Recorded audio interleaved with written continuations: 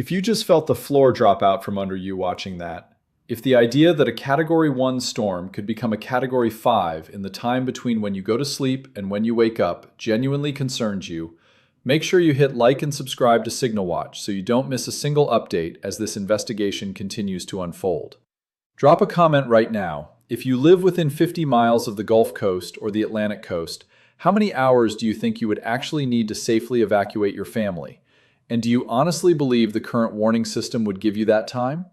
We read every single one. Share this video on X, on Facebook, on Reddit, or even just in your group chats, because the people who need to understand what is happening to these storms are not all watching the news. They're in your contacts. You're the reason we can keep chasing stories like this. So thank you for having our back. Now, before we get into it, here is what this investigation covers. A storm that every single forecast model in the world predicted would make landfall at 90 miles per hour, and instead arrived at 165.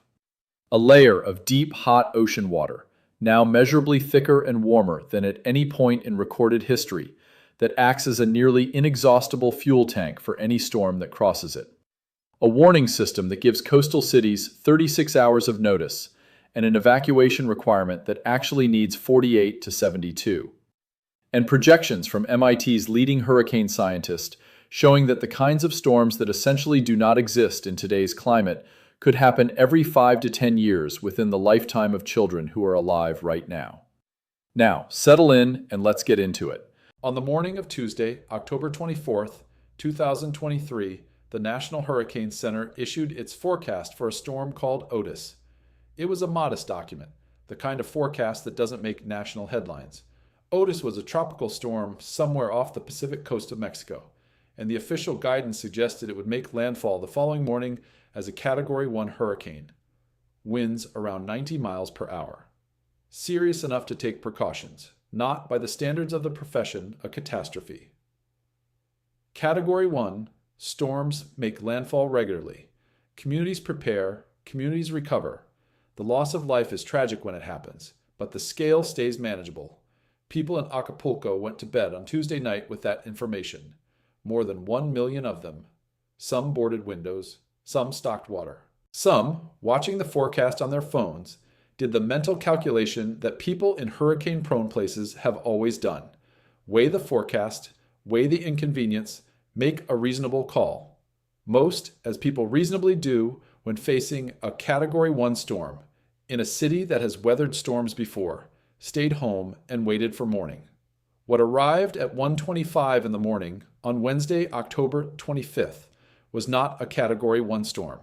Hurricane Otis made landfall near Acapulco as a Category 5 hurricane with maximum sustained winds of 165 miles per hour. 165. The forecast had said 90.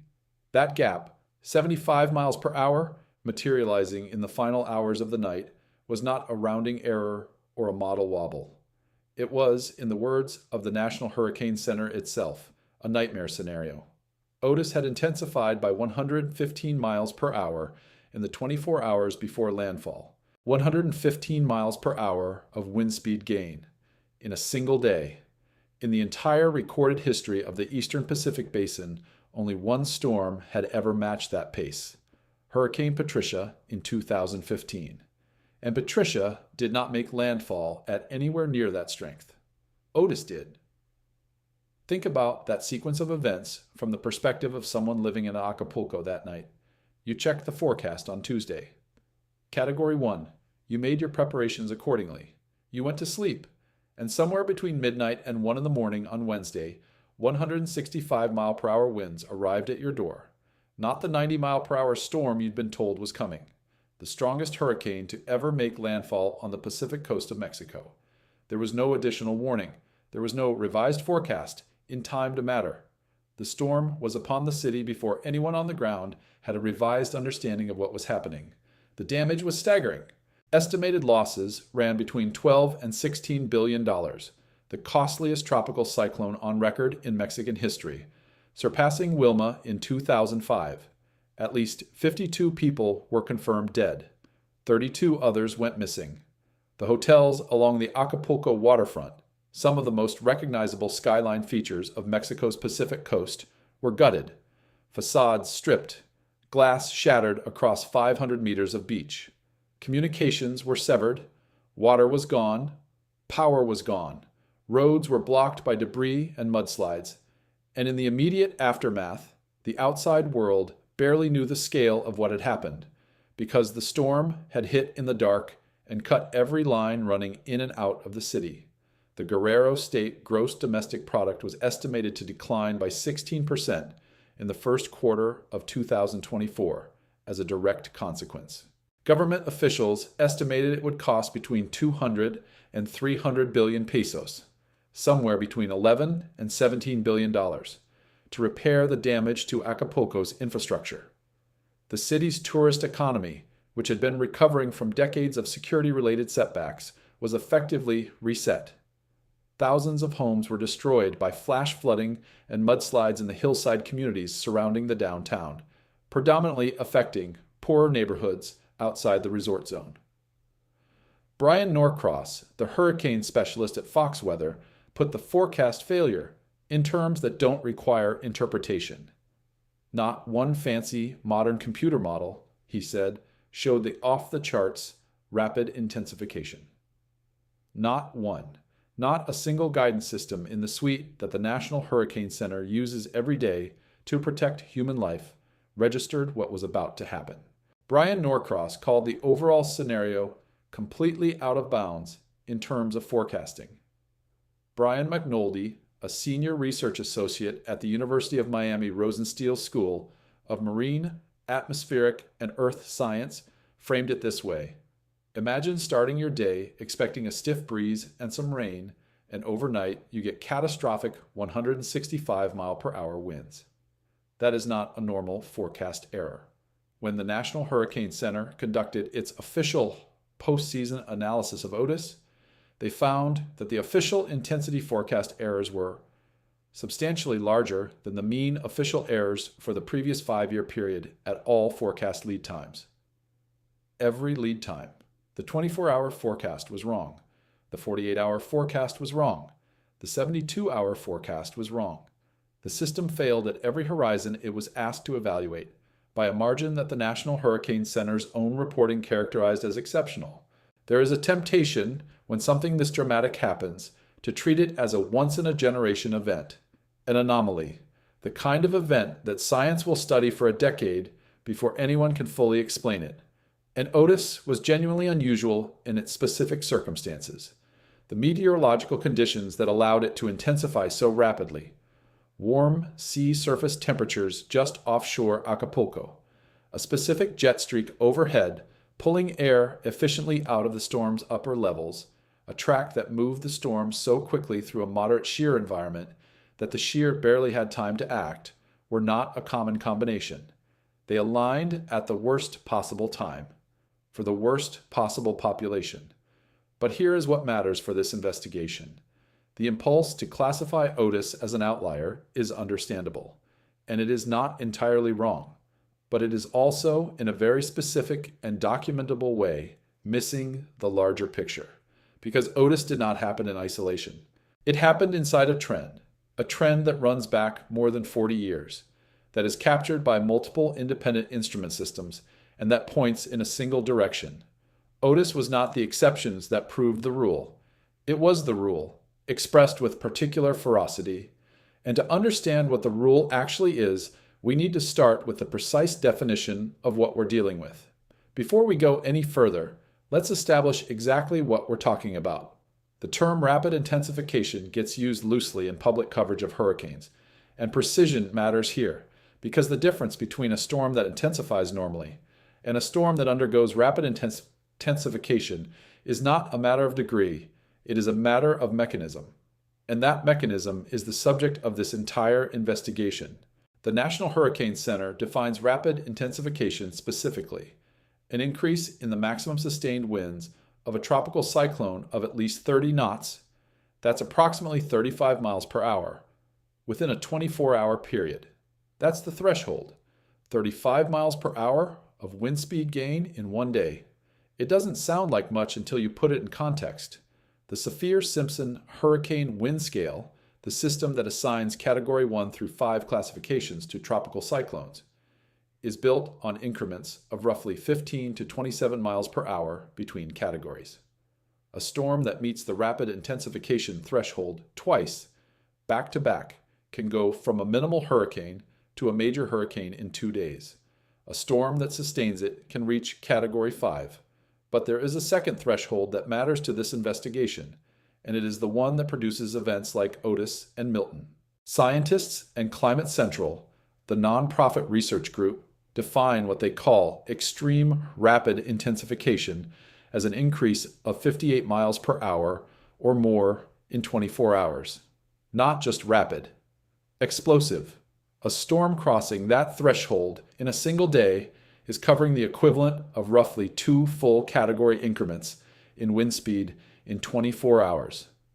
That is the threshold that the NHC calls a nightmare scenario when it happens near a populated coast. Now, the physics of why this happens at all. A tropical cyclone is, at its most fundamental level, a heat engine. It extracts energy from warm ocean water through a continuous process of evaporation and condensation. Warm, moist air rises from the ocean surface. As it rises, it cools, and the water vapor condenses into the towering thunderstorm cells that make up the eye wall and rain bands. That condensation releases latent heat, the energy that was originally stored in the water vapor when the ocean evaporated it, which warms the air column above the storm, reduces pressure at the center, and drives the intensifying circulation. The warmer and more moisture-laden the air at the surface, the more energy the engine can extract with each cycle.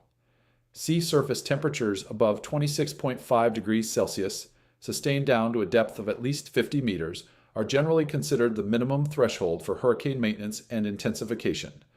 Below that temperature threshold, the energy supply is insufficient to sustain the storm. But sea surface temperature alone is not the whole story. Here's the mechanism that separates a storm that intensifies quickly from one that intensifies explosively. And it involves not just what's happening at the surface of the ocean, but what's happening well below it. When a hurricane passes over the ocean, its own circulation, the powerful counterclockwise rotation, and the surface winds that spiral inward toward the center, drags the top layer of water and mixes it downward. The same winds that destroy buildings on land are simultaneously churning the ocean surface into a state of violent mixing. That mixing process stirs warm surface water down and pulls colder water from the depths upward. As cold water reaches the surface, the sea surface temperature drops. The energy supply to the hurricane decreases. The storm's intensification slows, or stops, or even reverses. This is the ocean's natural break. It is embedded in the physics of every hurricane that has ever crossed the ocean. And it is why, for most of the 20th century, there were practical limits on how fast a storm could intensify over a given stretch of ocean. The storm was in a conversation with the sea beneath it, and the sea could say no, except when the warm water goes deep. When the thermal layer, the warm water above the thermocline, extends not just to 50 meters, but to 100, 200, 300 meters, the storm's mixing cannot reach cold water. It stirs warm water down and pulls more warm water up from only slightly below. The surface temperature doesn't drop because there is no cold water close enough to the surface to cool it. The natural break doesn't engage. The energy supply remains essentially continuous. And if the large-scale atmospheric conditions are also favorable, low wind shear, high humidity at the middle levels of the atmosphere, the storm can draw on that deep thermal reservoir and strengthen at rates that can genuinely outpace the models.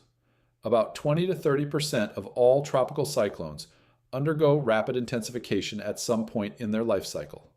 That statistic is important in both directions.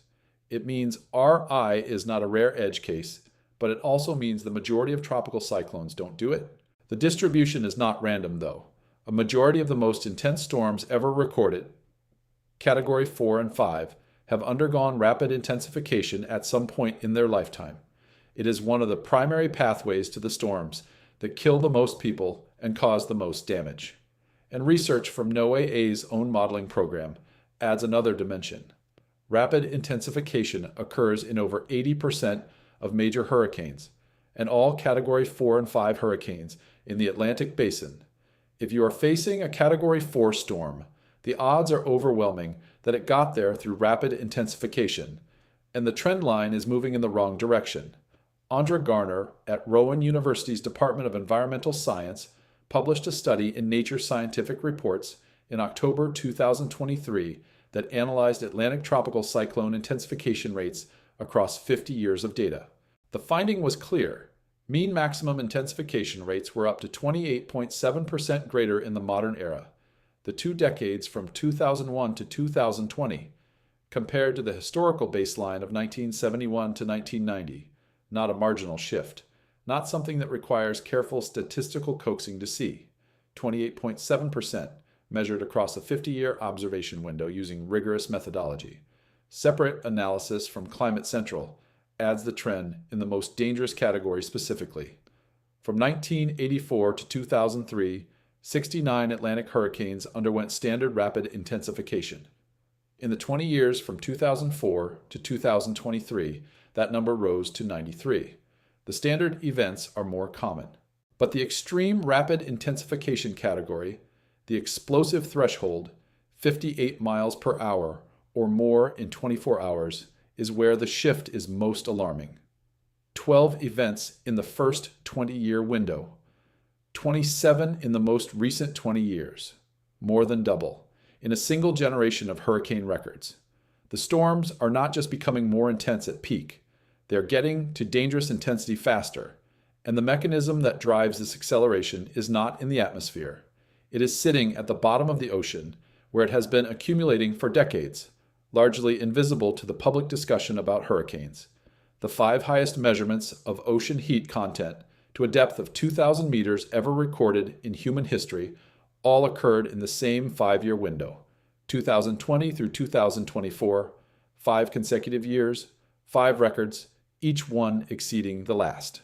And in 2024 alone, global upper ocean heat content exceeded the 2023 value by 16 zettajoules, 16 times 10 to the 21st joules.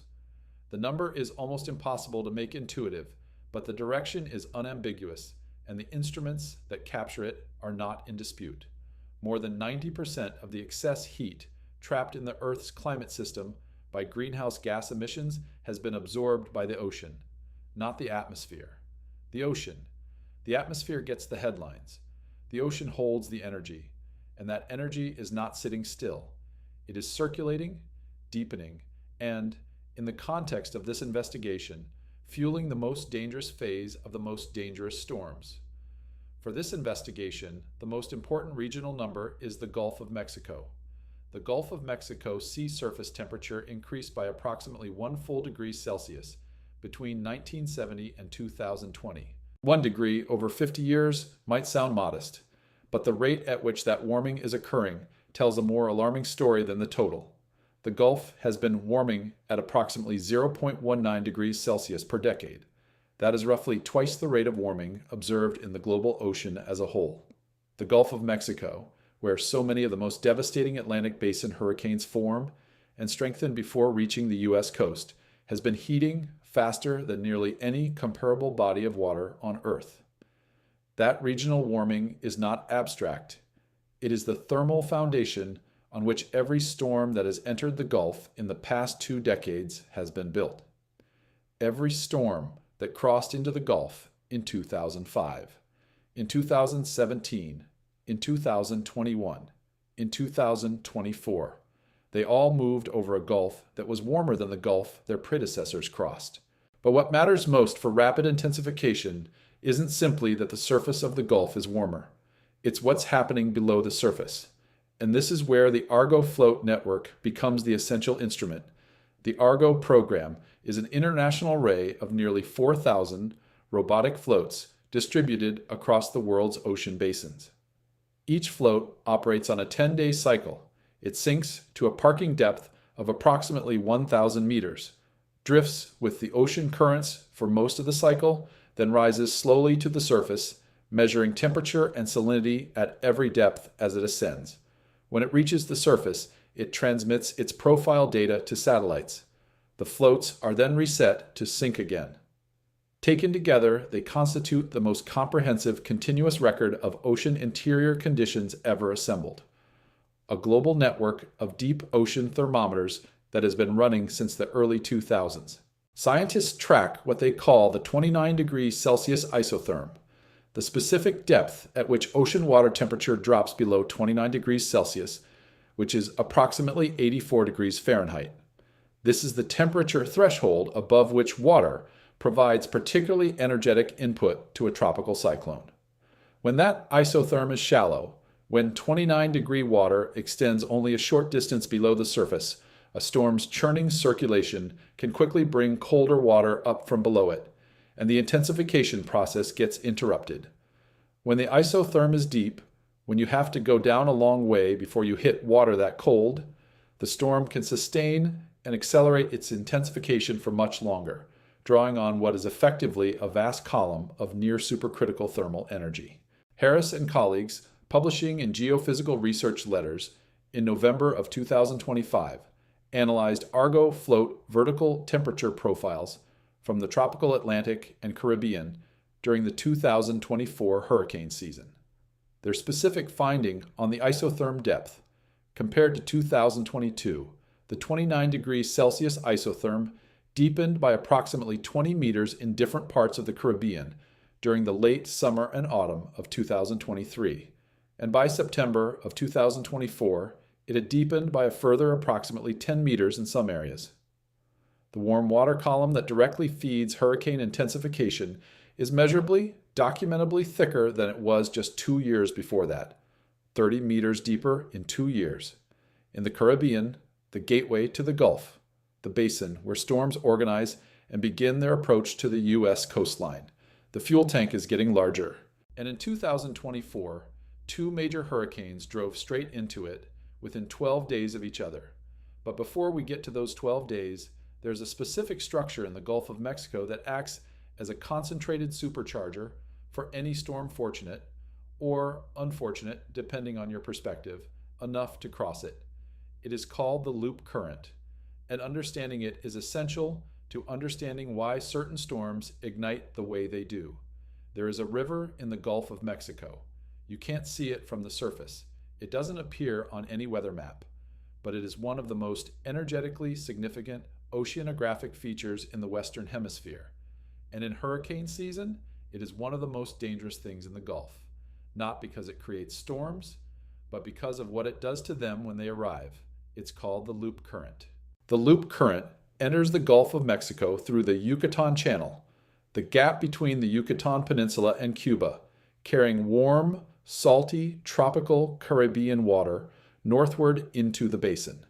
It flows at speeds of 2 to 4 knots, traces a horseshoe shape through the eastern Gulf, and exits through the Florida Strait, where it becomes the Florida Current and then the Gulf Stream, carrying tropical heat northward along the Atlantic seaboard. During summer and fall, precisely the peak of hurricane season, the loop current brings with it an 80 to 150 meter deep layer of water, warm enough to sustain and intensify any tropical cyclone that crosses it. But the loop current has a second, less predictable behavior that makes it even more dangerous.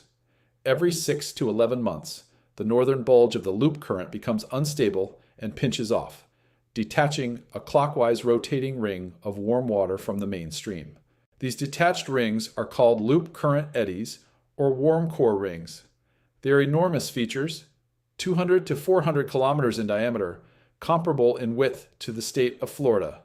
They run deep, 500 to 1,000 meters, and once detached, they drift slowly westward across the Gulf at approximately 3 to 5 kilometers per day, carrying their warm water toward Texas and Mexico, persisting for up to a year before they finally dissipate against the continental shelf.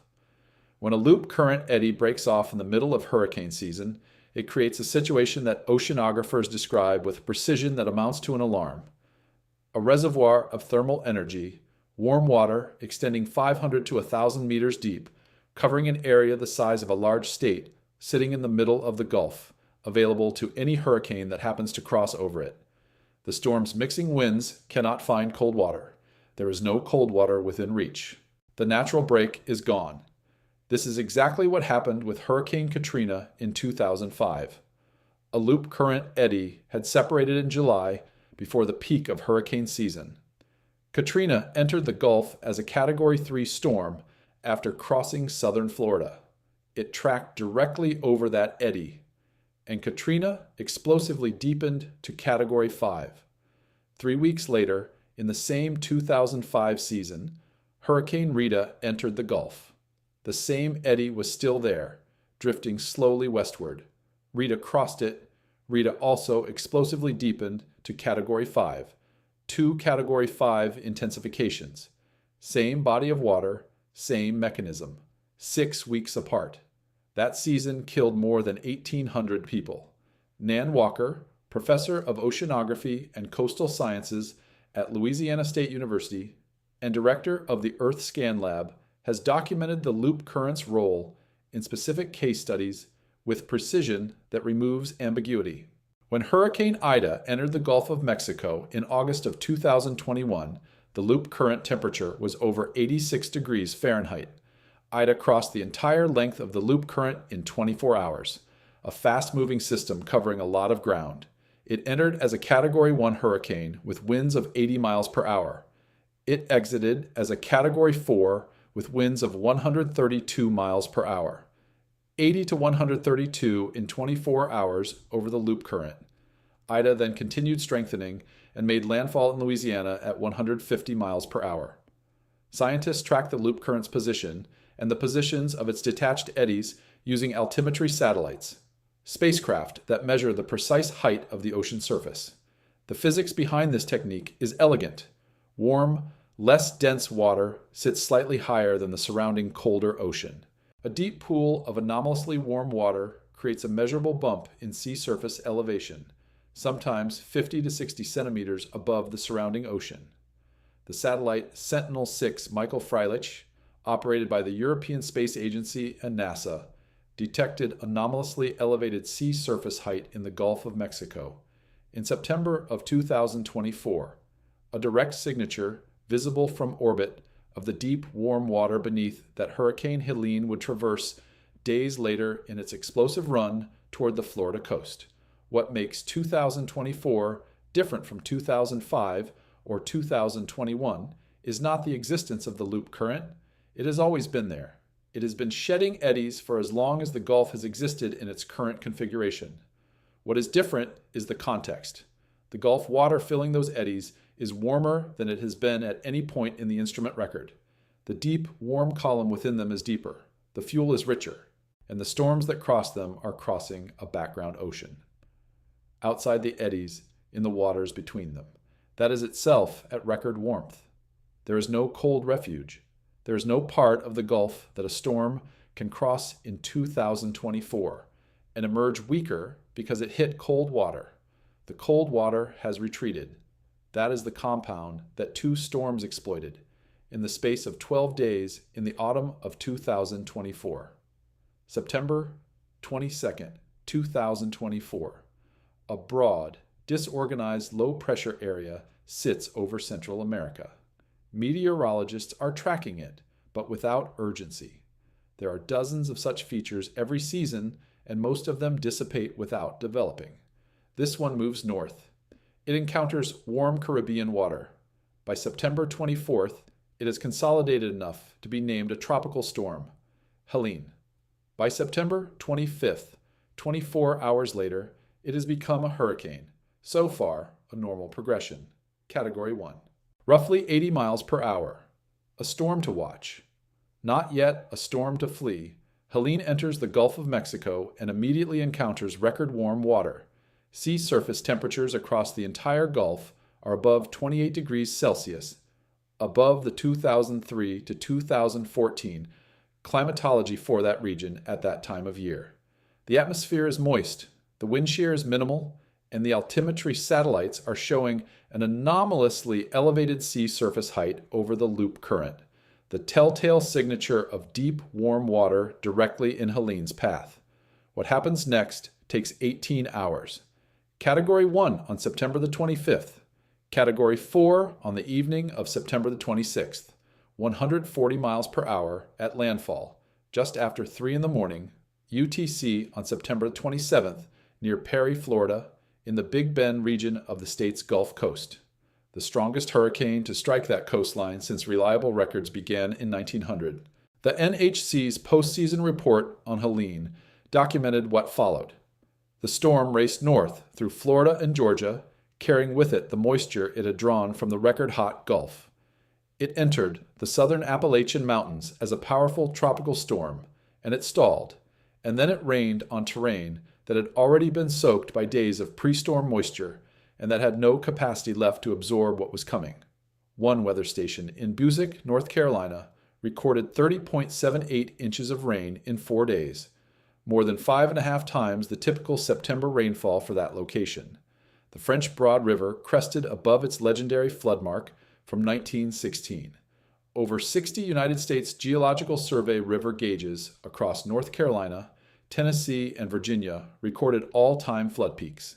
34 flash flood emergencies were issued in connection with Helene, 32 of them across the southern Appalachians, with the highest density over western North Carolina. At least 250 people died. At least 175 of those deaths were direct, meaning caused by the storm itself, not the aftermath. The deadliest hurricane in the contiguous United States since Katrina in 2005. The majority of the deaths occurred not in coastal Florida, where the storm made landfall, but hundreds of miles inland, in mountain towns that did not have hurricane plans, that did not have storm surge zones, that did not think of themselves as hurricane country. 12 days later. October 5th, 2024. A tropical depression forms over the southwestern Gulf of Mexico. Within 24 hours, it becomes a named storm. Milton. Within another 24 hours, it is a Category 5 hurricane. In the specific 24-hour window from 1 in the afternoon, Central Daylight Time on Sunday, October 6th, to 1 in the afternoon on Monday, October 7th, Milton's maximum sustained winds increased by 92 miles per hour. 92 miles per hour in a single day. The standard rapid intensification threshold, the minimum to qualify, is 35 miles per hour in 24 hours. Milton achieved 2.5 times that. In the entire Atlantic Basin, which includes the Gulf of Mexico, the Caribbean, and the open Atlantic, only Wilma in 2005 and Felix in 2007 have ever intensified faster in recorded history. John Morales, a veteran hurricane specialist at NBC6 in Miami, watched the central pressure data arrive on Monday morning and choked up live on air, not for effect, because he understood exactly what the numbers in front of him meant in physical terms. What they meant for the 3.5 million people in the Tampa Bay metro area who were watching the same storm. Karthik Balaguru, a climate scientist at the Pacific Northwest National Laboratory, had a simpler formulation. It went from being a tropical storm to being a Category 5 hurricane in less than 2 days, which is off the charts. Now here is what 2024 added to the picture that 2023's Otis had established. NOAA's new HAFS model, the Hurricane Analysis and Forecast System, operational since June of 2023 and upgraded in July of 2024. Successfully predicted that Milton would become a major hurricane making landfall in Florida 4 days in advance. 4 days of advance warning for a storm that went from tropical storm to Category 5 in 48 hours. That is a genuine achievement. Communities had time to prepare. Evacuations were ordered and carried out. The early warnings saved lives. And yet, the average rapid intensification forecast error from 2020 to 2024 was still 18 miles per hour too low. The models are improving. The gap between what they predict and what the storm actually does is narrowing, but it has not closed. And 18 miles per hour on a storm approaching a coastline of millions in its final hours of intensification is not an acceptable margin. It is the variable that determines whether the storm you prepared for is the storm that arrives, or whether what arrives is something categorically more dangerous than anything the evacuation order was calibrated for. Acapulco was 1 million people and no warning at all. Helene was 250 dead, mostly in mountain towns that had no hurricane plan. Milton was a race between a genuinely advancing forecast system and a storm that intensified at a rate the historical record had almost never produced. 12 days, two storms, the same ocean, the same mechanism, and a question that the rest of this investigation will now work to answer in full. What is that mechanism exactly, and what does the best science say about where it is going? Let's talk about the forecast system honestly, because it deserves an honest assessment, not a verdict delivered without context, and not a defense that papers over the gaps. The people at the National Hurricane Center are not incompetent. They are some of the most skilled meteorologists in the world, working with computational tools that have improved dramatically over the past 2 decades. Hurricane track forecasting, predicting where a storm will go, has become genuinely impressive. The 5-day track forecasts issued today are as accurate as the 3-day forecasts were 20 years ago.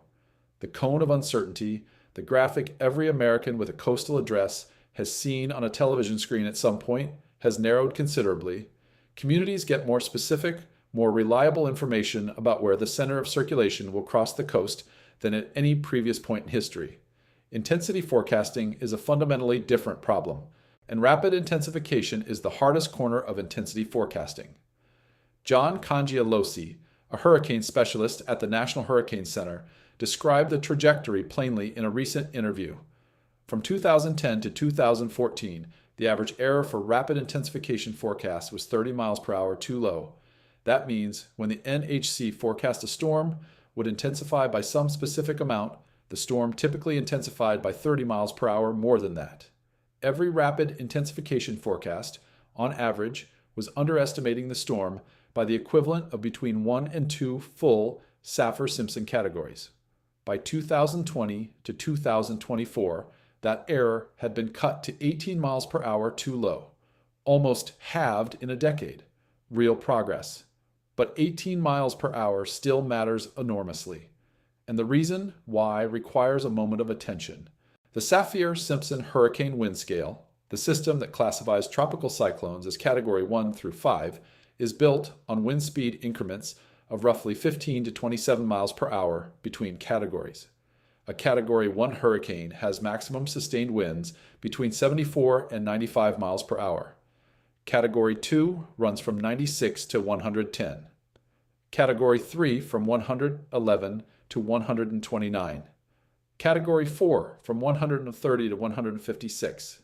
Category 5 at 157 and above. The gaps between categories are not uniform, but none of them is larger than 27 miles per hour.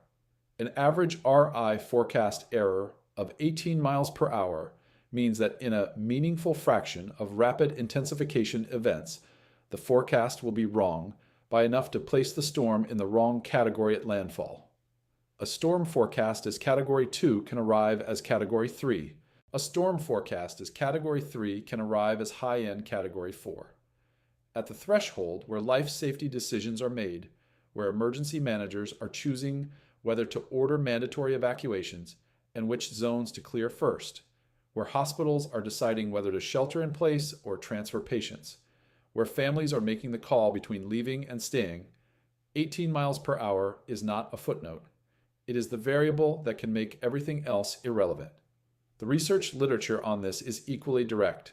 Studies evaluating the National Hurricane Center's rapid intensification guidance have found that forecast errors for RI events are approximately 2 to 3 times larger than forecast errors for non-RI events at equivalent lead times.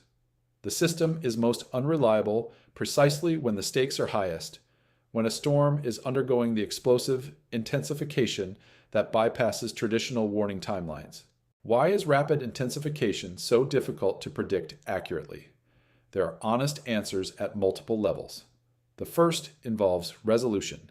Storm scale processes that trigger explosive intensification, the precise timing of eye wall formation, the interaction between individual deep convective cells and the storm's larger scale circulation, the specific dynamics of how the storm's inner core organizes and locks in, occur at spatial scales smaller than most models can fully resolve.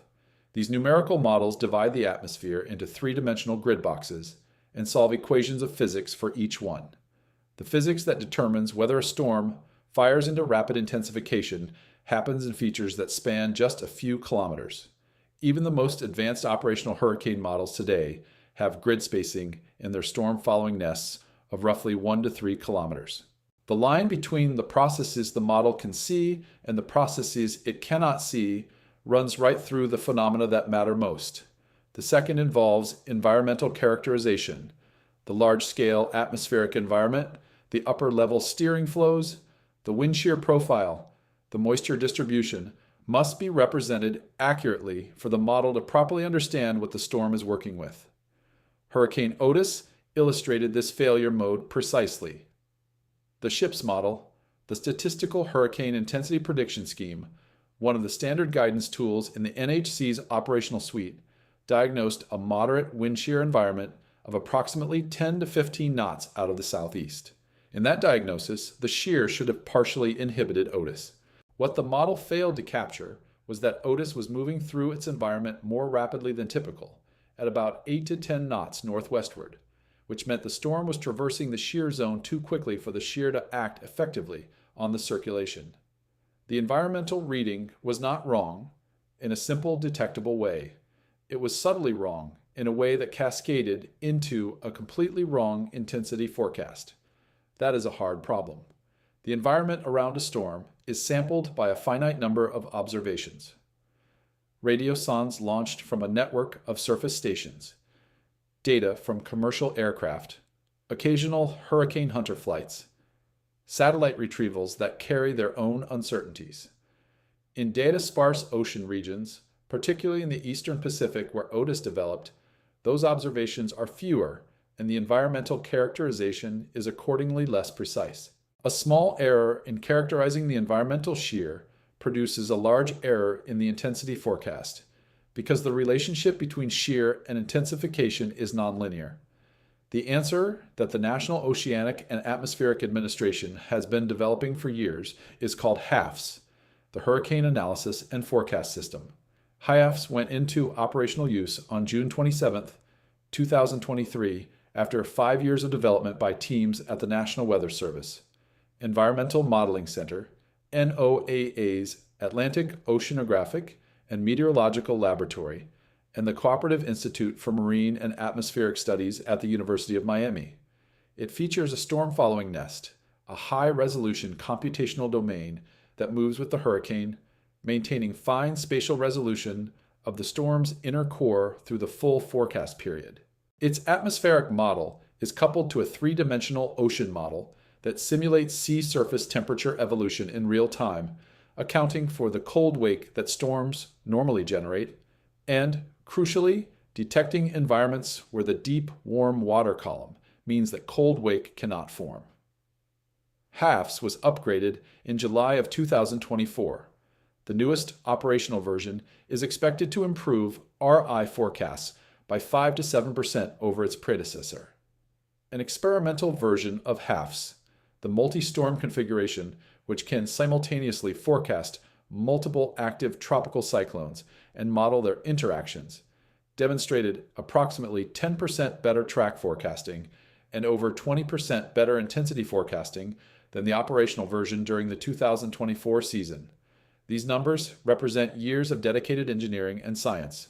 They are real advances, and they translate directly into earlier, more accurate warnings for coastal communities. NOAA's Hurricane Forecast Improvement Program has set a specific objective: reduce all model forecast errors by nearly half compared to 2017 levels by 2027. The intent is to get the average RI error from 18 miles per hour to something closer to 9 or 10 miles per hour within this decade. At 9 miles per hour, RE forecasting becomes operationally adequate for most scenarios. A 9 mile per hour residual error fits within a single Saffir-Simpson category in almost all circumstances. Emergency managers could write evacuation orders calibrated to the storm's true threat rather than to a significantly underpredicted version of it. That is the target, and the people working toward it are making progress.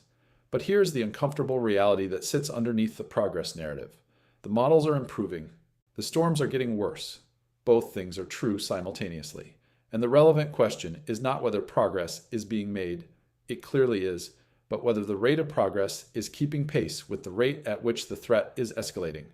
As of the most recent measurement, the average RI error is 18 miles per hour. As of the most recent measurement, the Gulf of Mexico is at record warmth to record depths. As of the most recent measurement, the frequency of rapid intensification near coastlines has tripled since 1980. The target is moving, and it is moving in the wrong direction.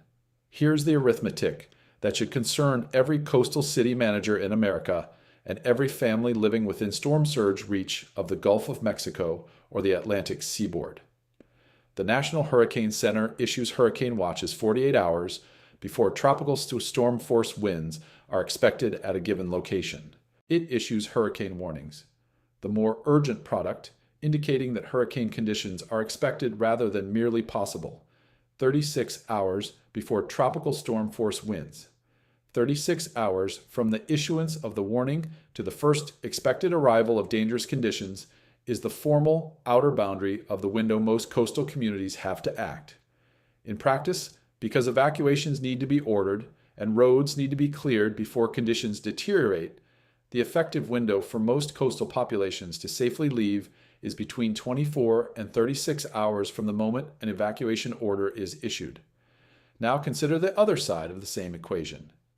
In the National Hurricane Center's official service assessment of Hurricane Katrina, published in 2005, 20 years ago, there's a sentence that has never stopped being true. According to Louisiana Emergency Management, the document states it takes 48 to 72 hours to fully evacuate vulnerable residents from New Orleans, not to begin the evacuation, not to get most people out, to complete it, to move the last vulnerable person, the elderly residents of nursing homes, the patients in hospitals, the people without cars, the families in mobile homes in low-lying flood zones, out of the danger zone, 48 to 72 hours from the moment the order is given. 48 to 72 on one side, 36 on the other. That gap, between the time the evacuation requires and the time the warning system provides, was documented in the aftermath of the deadliest natural disaster on American soil in the modern era. It was laid out in a Federal Service assessment. It was identified as a structural problem, and it has not been closed. The Katrina assessment did note that NHC forecasts in that case afforded emergency managers 56 hours to implement hurricane plans along the north-central Gulf Coast, 8 hours above the average warning lead time, which placed it just within the minimum evacuation window Louisiana said it needed. Even in the best-case scenario for that storm, the margin was razor thin. And that was a storm whose track was relatively well forecast.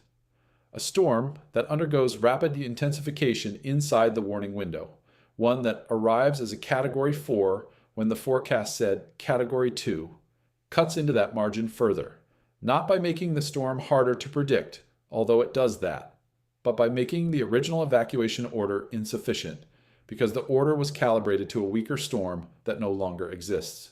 Hurricane Ian, in September of 2022, demonstrated what happens when the forecast timing and the track uncertainty work against the evacuation process rather than with it. Lee County, Florida, the county that includes Fort Myers Beach, Cape Coral, and Sanibel Island, was watching Ian approach during the final days of September. The storm had already undergone one episode of rapid intensification over the Caribbean before crossing Cuba. When it crossed Cuba, it weakened, as storms crossing over land typically do. Forecasters were watching a track that was not perfectly resolved. Ian was paralleling the Florida coastline, and small shifts in its heading would produce very different landfall locations. Lee County held off on mandatory evacuation orders while nearby counties issued theirs. The track was unclear. The storm appeared to be weakening. The decision to wait was not irrational, given what the forecast said in those hours. Then Ian emerged from Cuba into the Gulf of Mexico, and it began to rebuild, rapidly. The National Hurricane Center's postseason analysis of Ian was direct about what happened next. The official forecast was an inability to predict the second instance of rapid intensification after Ian moved north of Cuba. The second instance, not the first. The models had handled Ian's first RI cycle over the Caribbean adequately. The second one, beginning as Ian drew on the warm Gulf waters after its Cuban crossing, caught the forecast system flat. And because it caught the forecast system flat, it effectively caught Lee County's emergency managers flat as well. By the time Ian's second rapid intensification cycle was confirmed and communicated, the window for safe evacuation in Lee County had effectively closed for the most vulnerable populations. Governor DeSantis addressed the situation with a directness that was accurate and terrible at the same time. It's time to hunker down and prepare for the storm. Do what you need to do to stay safe. If you are where that storm is approaching, you're already in hazardous conditions. It's going to get a lot worse very quickly, so please hunker down.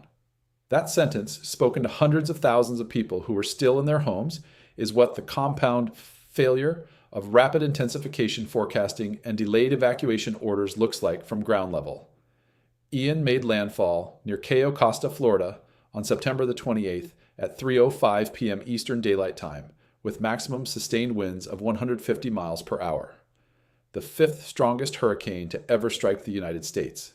Storm surge along the southwestern Florida coast reached 10 to 15 feet above ground level in Fort Myers Beach. Not above sea level, above ground level. Structures that had been standing for decades were simply gone. 161 people died. 4 million customers in Florida lost power. Economic losses were estimated at $112 billion. The costliest hurricane in Florida's recorded history. The National Hurricane Center's own report cited the intensity forecast failure clearly.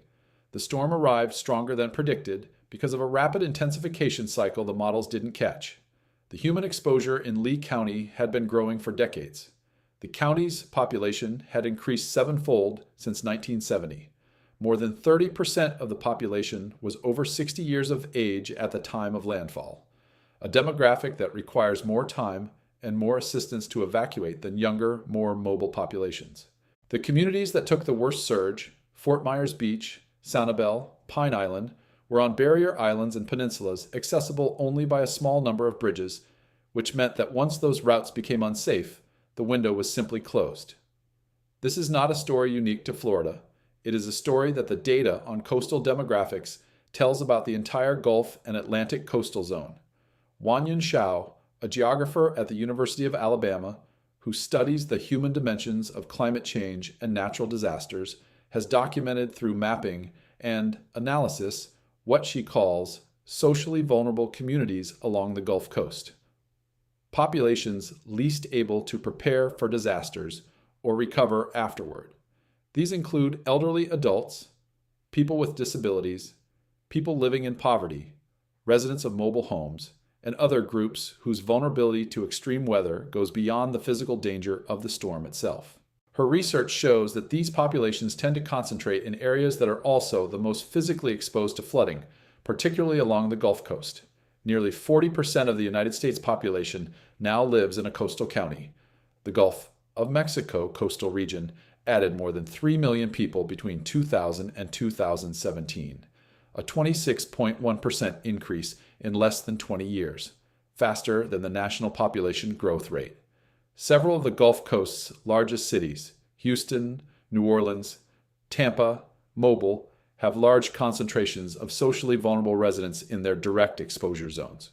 When Hurricane Beryl struck the Houston area in July of 2024, 3 million homes and businesses lost power in the middle of a heat wave. More than 1/5 of the population of Harris County, where Houston is located, is classified as socially vulnerable. The pattern is clear and does not require editorializing. The coastlines that hurricanes threaten are more densely populated than they have ever been.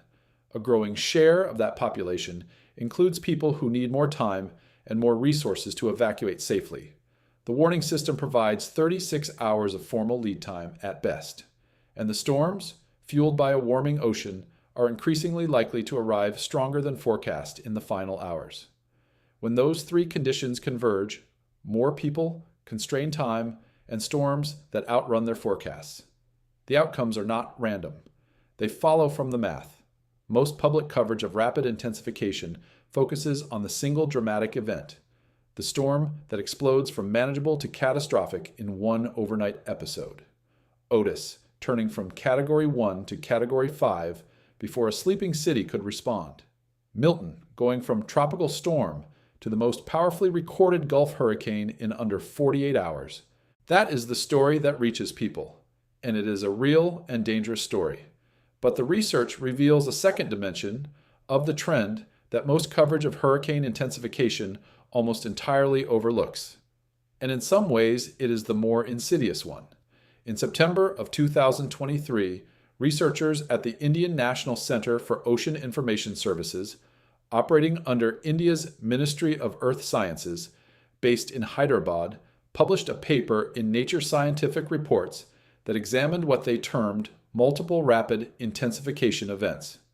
These are storms that undergo rapid intensification not once, but more than once during a single life cycle. A storm that fires, weakens, and fires again. The same storm, multiple cycles of explosive intensification. Their analysis spanned global tropical cyclone data from 1981 to 2020. 40 years of observations across all ocean basins. The finding was unambiguous.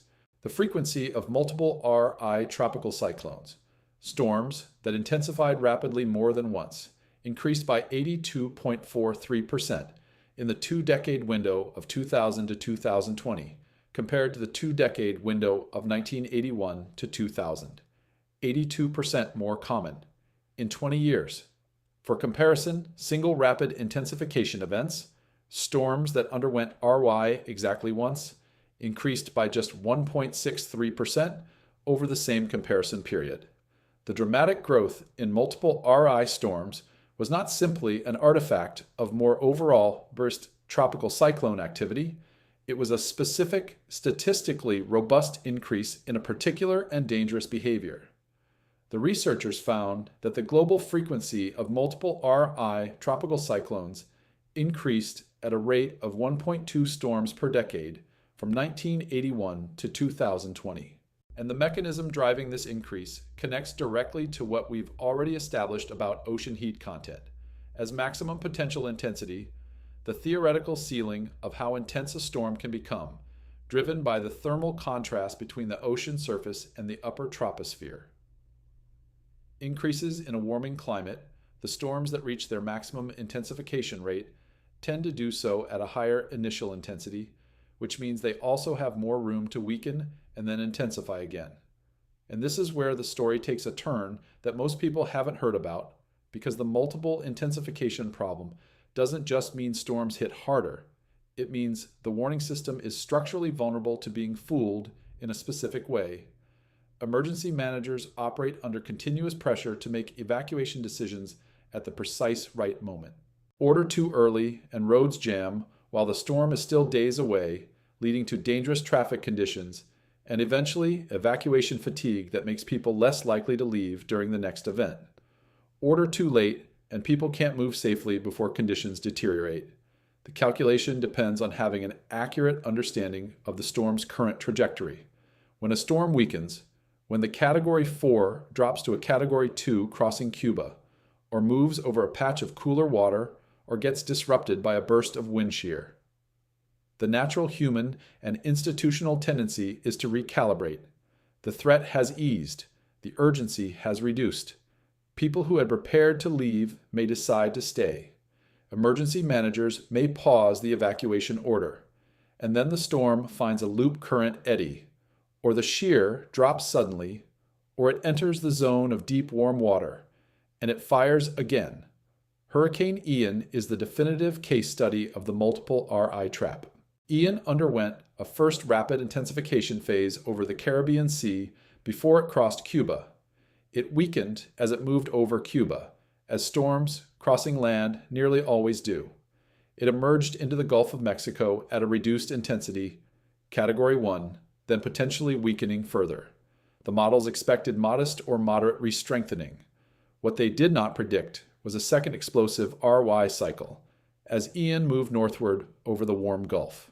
The National Hurricane Center's postseason report on Ian stated directly, "The official forecast was an inability to predict the second instance of rapid intensification after Ian moved north of Cuba.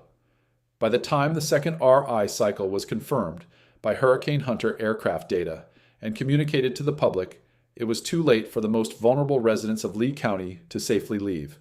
The evacuation window that had seemed adequate earlier in the day had closed, and the storm that arrived was not the storm the evacuation had been calibrated for. There is one additional physical dimension of multiple RI storms that deserves explicit attention. Each rapid intensification cycle does not start from a clean slate. When a storm undergoes a first RI episode, it builds its inner core structure. The eye wall, the organized convective bands, the deep, warm core through the troposphere. When the storm weakens somewhat and then begins to intensify again, the second cycle starts from a higher structural foundation. The circulation is already established. The warm core already exists. The second ignition doesn't have to build the storm from the ground up. It builds on what the first RI created. As a result, the second rapid intensification cycle often achieves a higher peak intensity than the first, and can do so faster because the structural prerequisites are already in place. 82.43% more common in 2000 to 2020 than in the previous 20 years. In an ocean that has been accumulating heat every year, against a coastal population that has been growing faster than either forecast infrastructure or evacuation infrastructure has been upgraded. Atlantic hurricane season runs from June 1st through November 30th. 6 months. That is the official window, and it reflects a real climatological pattern. The combination of warm sea surface temperatures, moist atmosphere, and low wind shear that tropical cyclones require to develop and sustain themselves tends to align over the Atlantic basin during that period. Within those 6 months, there is a further pattern. June is typically quiet. July is typically quiet. The months that oceanographers and meteorologists have historically thought of as the early season, before the ocean has had enough time to accumulate the warmth that August and September can sustain, are a buffer. Not completely safe, but far less active than the peak. The traditional peak of Atlantic hurricane activity, the stretch where the statistical probability of a major hurricane in the basin is highest, runs from approximately mid-August through mid-October. September is the statistical center of it. The storms that make the history books, that hit the Gulf Coast cities and the Carolinas and the northeastern states, overwhelmingly form and reach their peak intensity during this window. When meteorologists assess risk, when emergency managers plan for hurricane season, when coastal property owners make decisions about preparedness, much of the calculus is built around this seasonal pattern. June is early. June is a buffer. June storms exist, but June Category 5 storms essentially don't. Hurricane Beryl arrived in late June of 2024 and tore that assumption apart. Beryl formed as a tropical depression on June 28, 2024, in the tropical Atlantic, approximately 1,380 miles east of Barbados, well within what oceanographers call the main development region, the area of the central Atlantic between roughly 7.5 and 22.5 degrees north latitude, where the large majority of Atlantic tropical cyclones originate. That location alone was unusual for late June. The development of a tropical depression that far east, that early, had essentially no modern precedent. Within the first 24 hours, Beryl became a hurricane. In the following 24 hours, it underwent rapid intensification and became an extremely dangerous Category 4 storm, the earliest Category 4 hurricane ever recorded in the Atlantic basin. The previous record was held by Hurricane Dennis, which reached Category 4 intensity on July 8, 2005. Beryl surpassed that record by more than a week. By late on July 1st, Beryl had become a Category 5 hurricane, the earliest Category 5 ever observed in the Atlantic on record, the only other Atlantic hurricane to reach Category 5. Intensity in July was Hurricane Emily on July 17, 2005. Beryl beat Emily by more than 2 weeks, Let those records sit for a moment. The earliest Category 4 ever. The earliest Category 5 ever. Both records set in the same storm. In late June and early July, in a season where the peak of activity was not supposed to arrive until September. National Hurricane Center Director Mike Brennan called Beryl's rapid intensification very atypical for early July. That is the official scientific characterization, very atypical. Brian McNulty at the University of Miami was more expansive. Going into this season, this storm is one of the things we were talking about, of seeing storms form and intensify where and when they normally would not.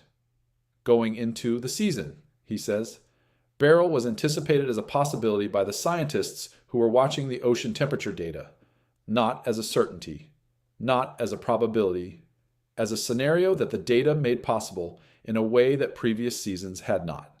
The reason Beryl could do what it did was precisely the ocean conditions we've been documenting throughout this investigation.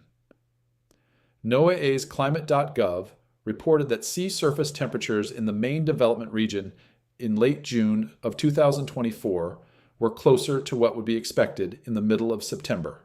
Peak hurricane season, more than 2 months away on the calendar. Near record warm temperatures of approximately 82 degrees Fahrenheit, combined with light wind shear of 6 to 12 miles per hour and mid-level relative humidity of around 70%. Every variable in the hurricane development equation was aligned at values that belonged in September, not June. The ocean was running 2 months ahead of the calendar. Beryl hit Grenada's Carriacou Island on July 1st with 150-mile-per-hour winds, causing severe structural damage and multiple deaths across the Windward Islands. It continued through the Caribbean, weakening over land and cooler waters before re-strengthening to a powerful storm as it crossed toward the Yucatan and eventually Texas. It made its final U.S. landfall near Matagorda, Texas, on July 8th, significantly weakened from its Caribbean peak, but still packing enough punch to knock out power to 3 million homes and businesses in the greater Houston area during a heat wave that was already straining the power grid and placing vulnerable residents in life-threatening conditions. 35 people died in direct connection with Beryl. 69 total when indirect deaths were included, but the headline number from Beryl is not the death toll. It is the date, July 2nd, 2024, Category 5, in the Atlantic Basin, 2 months before the season normally peaks, in an ocean whose surface was running at mid-September values in late June. If the conditions that produce Category 5 hurricanes in the Atlantic now present themselves in late June, if the buffer months are no longer buffer months, then the effective window of serious tropical cyclone threat has expanded, not by a little, by months. The entire structure of public preparedness, institutional planning, and private decision-making around hurricane season has been built around a temporal pattern that is now breaking down. Consider what that means in practical terms for coastal communities. The windows during which residents historically felt comfortable deferring hurricane preparations, June, early July, the first weeks of the season before things typically heated up, have been the same windows during which hotels were full, construction projects were active, and the collective guard was down. Those same windows, in an ocean that now produces Beryl in late June, can no longer be treated as buffers. The season is effectively longer. The threat is effectively more continuous. An emergency management planning that was calibrated to a 6-month window of moderate risk and a 2-month window of peak risk now operates in a basin where the peak can arrive at any point from late June onward. There is also a secondary consequence of the expanding season that gets less attention. It means the ocean has less time to cool between seasons. The Gulf of Mexico and Caribbean typically lose some of their accumulated heat over the winter months, as the sun angle drops and heat exchange with the atmosphere increases. But if the peak hurricane season now effectively extends into November, as the 2024 season demonstrated with Milton making landfall in October, and the next season's storms are beginning to develop in late June, the recovery window between one season's heat extraction and the next season's thermal loading is shortened.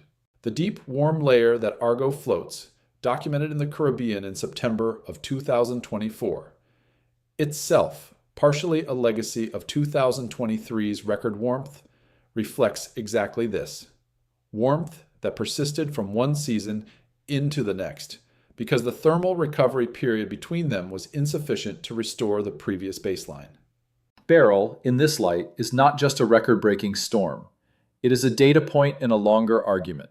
The argument that the ocean has moved into a thermal state that the seasonal calendar of hurricane risk was not designed to describe.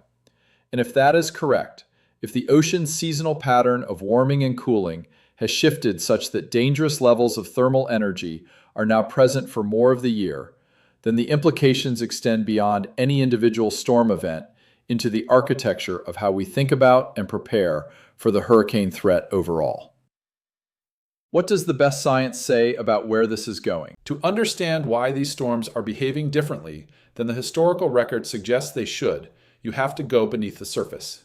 Not figuratively, literally beneath the surface of the ocean, past the first few meters that satellites read from space, past the 50-meter threshold that introductory hurricane diagrams depict, down into the water column, where decades of accumulated thermal energy now sit, growing, waiting for the next storm to cross overhead. The concept scientists use to capture this is called ocean heat content, not sea surface temperature. Ocean heat content. The distinction is more important than most public weather coverage acknowledges. Sea surface temperature is a measurement at the skin of the water, the top few centimeters. It's important. It's visible from satellites. It's what shows up as dark red on the Gulf of Mexico graphics that television meteorologists display before a hurricane. But sea surface temperature tells you what the top looks like. It does not tell you how deep the warmth goes. And for rapid intensification, depth is everything. Ocean heat content is a measure of the thermal energy integrated over a column of water from the surface down to a reference depth. Typically 100 meters for hurricane applications, sometimes deeper. When oceanographers talk about a deep warm layer, they mean that if you drew a vertical line down through the ocean at a specific location, you would find warm water not just for the first 10 or 20 meters, but for 100, 200, or more, before you finally reach the cold water below the thermocline. The thermocline is the boundary layer, the zone where temperature drops sharply from the warm, mixed layer to the cold, deep ocean. When the thermocline is deep, the warm water layer above it is thick. This thickness matters for hurricanes through one specific and well-understood physical mechanism: a hurricane's surface circulation, the powerful counterclockwise spiral of winds that structures the storm, extends into the ocean as a mixing force. The winds drag the top layer of water, set up strong currents, create turbulence that mixes the water column vertically. Warm surface water gets stirred downward. Cold water from below the thermocline gets pulled upward. As that cold water reaches the surface, the sea surface temperature drops. The energy available to the storm falls. The intensification rate slows or stops. This is the ocean's natural brake on hurricane intensity. It is built into the physics of every storm that crosses the ocean, except when the thermocline is so deep that the storm's mixing cannot reach it. When the warm water extends to 100 meters, 200 meters, or more, there is no cold water within reach of the storm's circulation. The mixing stirs warm water into more warm water. The surface temperature does not drop because cold water cannot be brought up from depths the storm cannot access. The brake does not engage. The energy supply remains continuous. And under those conditions, deep, warm water column, favorable upper-level atmosphere, low wind shear, a storm can intensify at rates that outpace the models and overtake the warning system. The loop current, eddies that we discussed in Part 4, represent the most extreme expression of this phenomenon in the Atlantic Basin. These warm core rings, shed from the loop current every 6 to 11 months, carry water that is measurably warm to depths of 500 to 1,000 meters. A loop current eddy is, for practical purposes, a column of essentially inexhaustible hurricane fuel. A storm that crosses one doesn't get slowed by its own mixing. It accelerates. The Ida case, Category 1, entering the loop current, Category 4 exiting it in 24 hours, is the most recent documented illustration of that mechanism operating at full force. Now, to understand what has changed about this system, we need the Argo float data in its full context. The Argo program is an international array of nearly 4,000 robotic floats distributed across the world's ocean basins. Each float operates on a cycle of roughly 10 days. It descends to a parking depth of approximately 1,000 meters, drifts with deep ocean currents, then begins a slow ascent to the surface while continuously measuring temperature and salinity. When it reaches the surface, it transmits its complete profile, a column of data describing what the water column looks like from 2,000 meters up to the surface, to passing satellites. The floats are operated by the oceanographic agencies of dozens of countries, and the data they collect is among the most precise continuous record of ocean interior conditions ever assembled. Harris and colleagues published their analysis of the 2024 hurricane season's ocean conditions in Geophysical Research Letters in November of 2025. Their analysis drew heavily on Argo float vertical temperature profiles from the Caribbean Sea and the tropical North Atlantic, the region through which 2024's most dangerous storms traveled before entering the Gulf. The finding on the 29 degrees Celsius isotherm was striking in its specificity and its recency. Compared to 2022, the isotherm had deepened by approximately 20 meters in different parts of the Caribbean during late summer and autumn of 2023. And by September of 2024, the month before both Helene and Milton struck Florida, it had deepened by a further approximately 10 meters in some areas, 30 meters of additional warm water column in 2 years. The thermocline had retreated deeper. The natural break had moved further out of reach of any storm's churning circulation. The Geophysical Research Letter study used the term anomalous warmth to describe conditions that persisted from 2023 into 2024, noting that the unusual heat that had developed in 2023 persisted into 2024, most pronounced across the Caribbean Sea. This was not a brief spike that appeared and dissipated. It was a sustained anomaly, building year after year, that was still present and still deepening when the 2024 hurricane season arrived. The altimetry data provides a complementary view. Sea surface height measurements from the satellite Sentinel-6. Michael Freelich showed anomalously elevated ocean surface in the Gulf of Mexico in September of 2024, a measurable signature detectable from orbit of the deep, warm water below.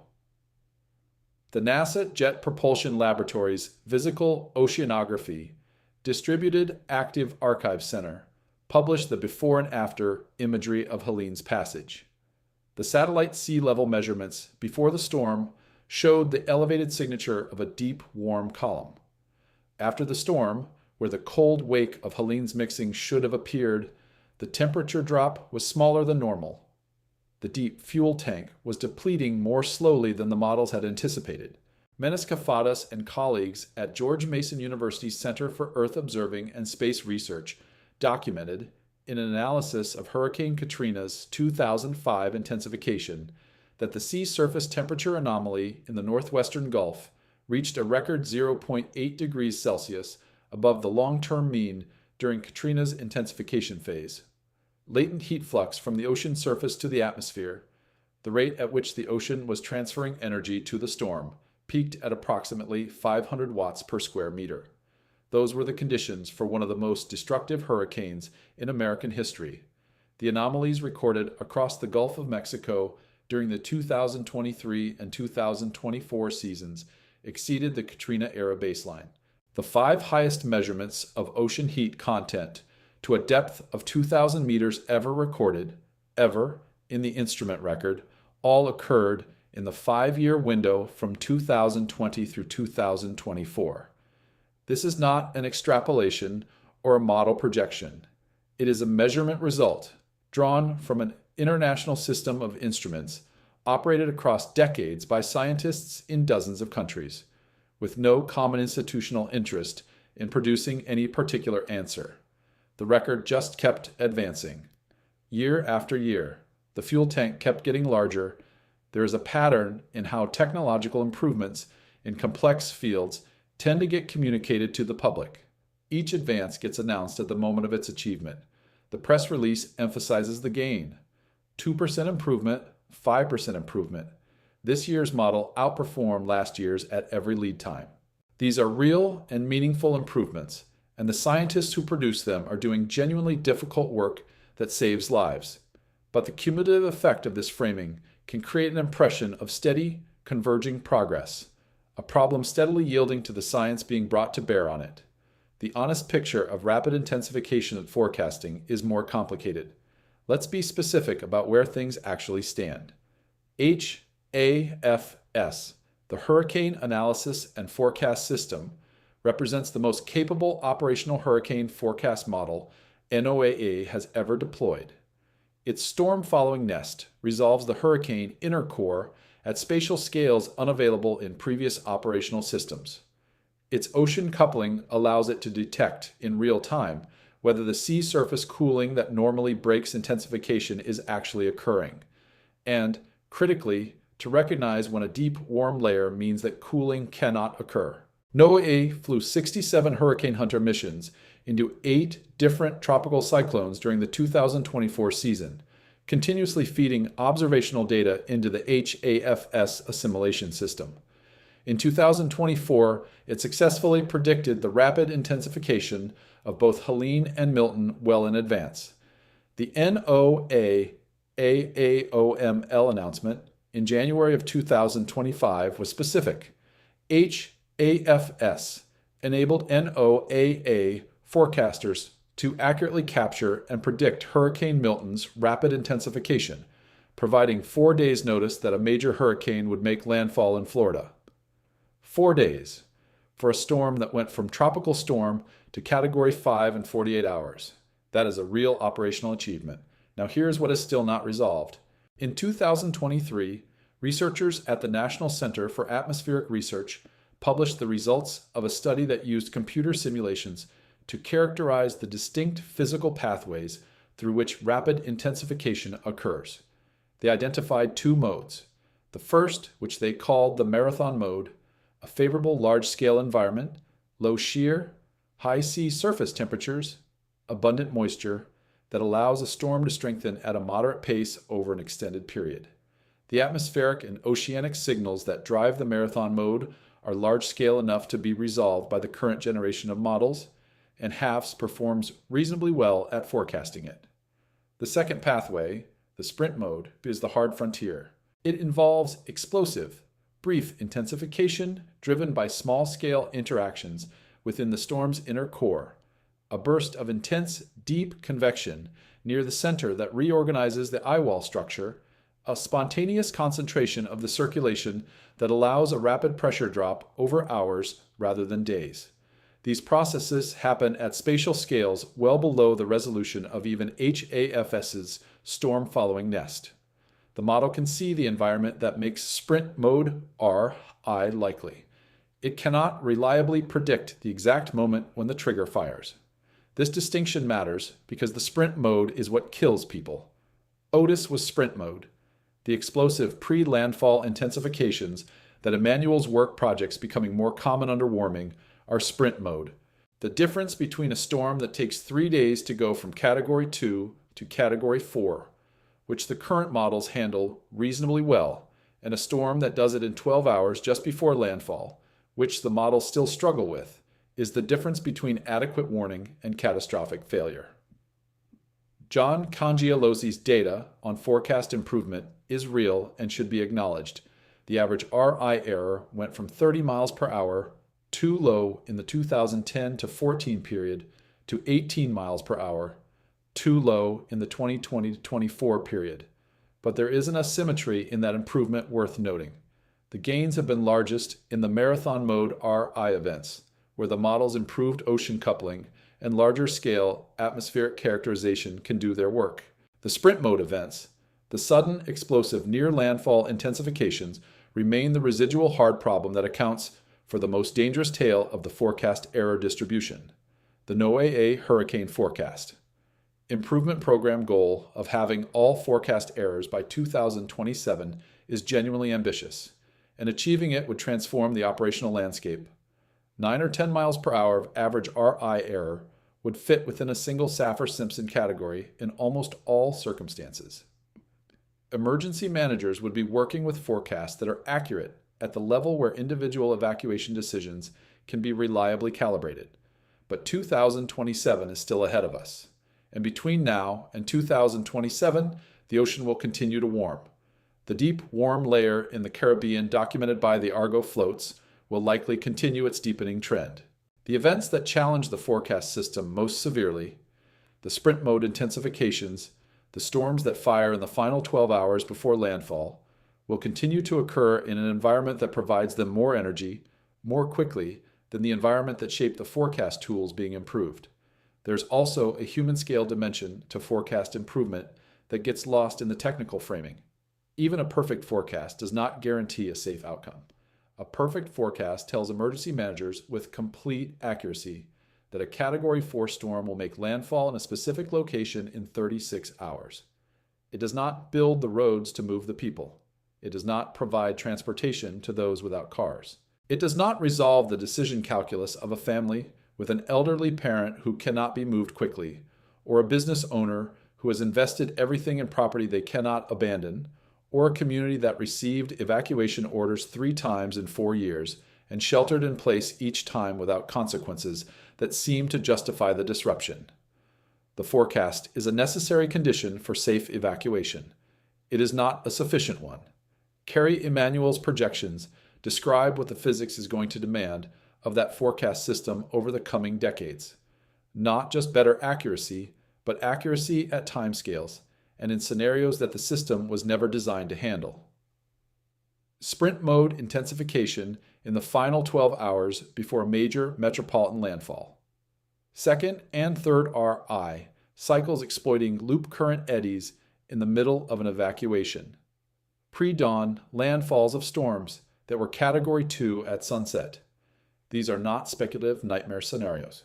They are extrapolations from documented trend lines, modeled by scientists whose previous projections have consistently proven accurate, and meeting them will require not just better models, but a fundamentally redesigned relationship between forecasting, warning, and the communities that depend on both.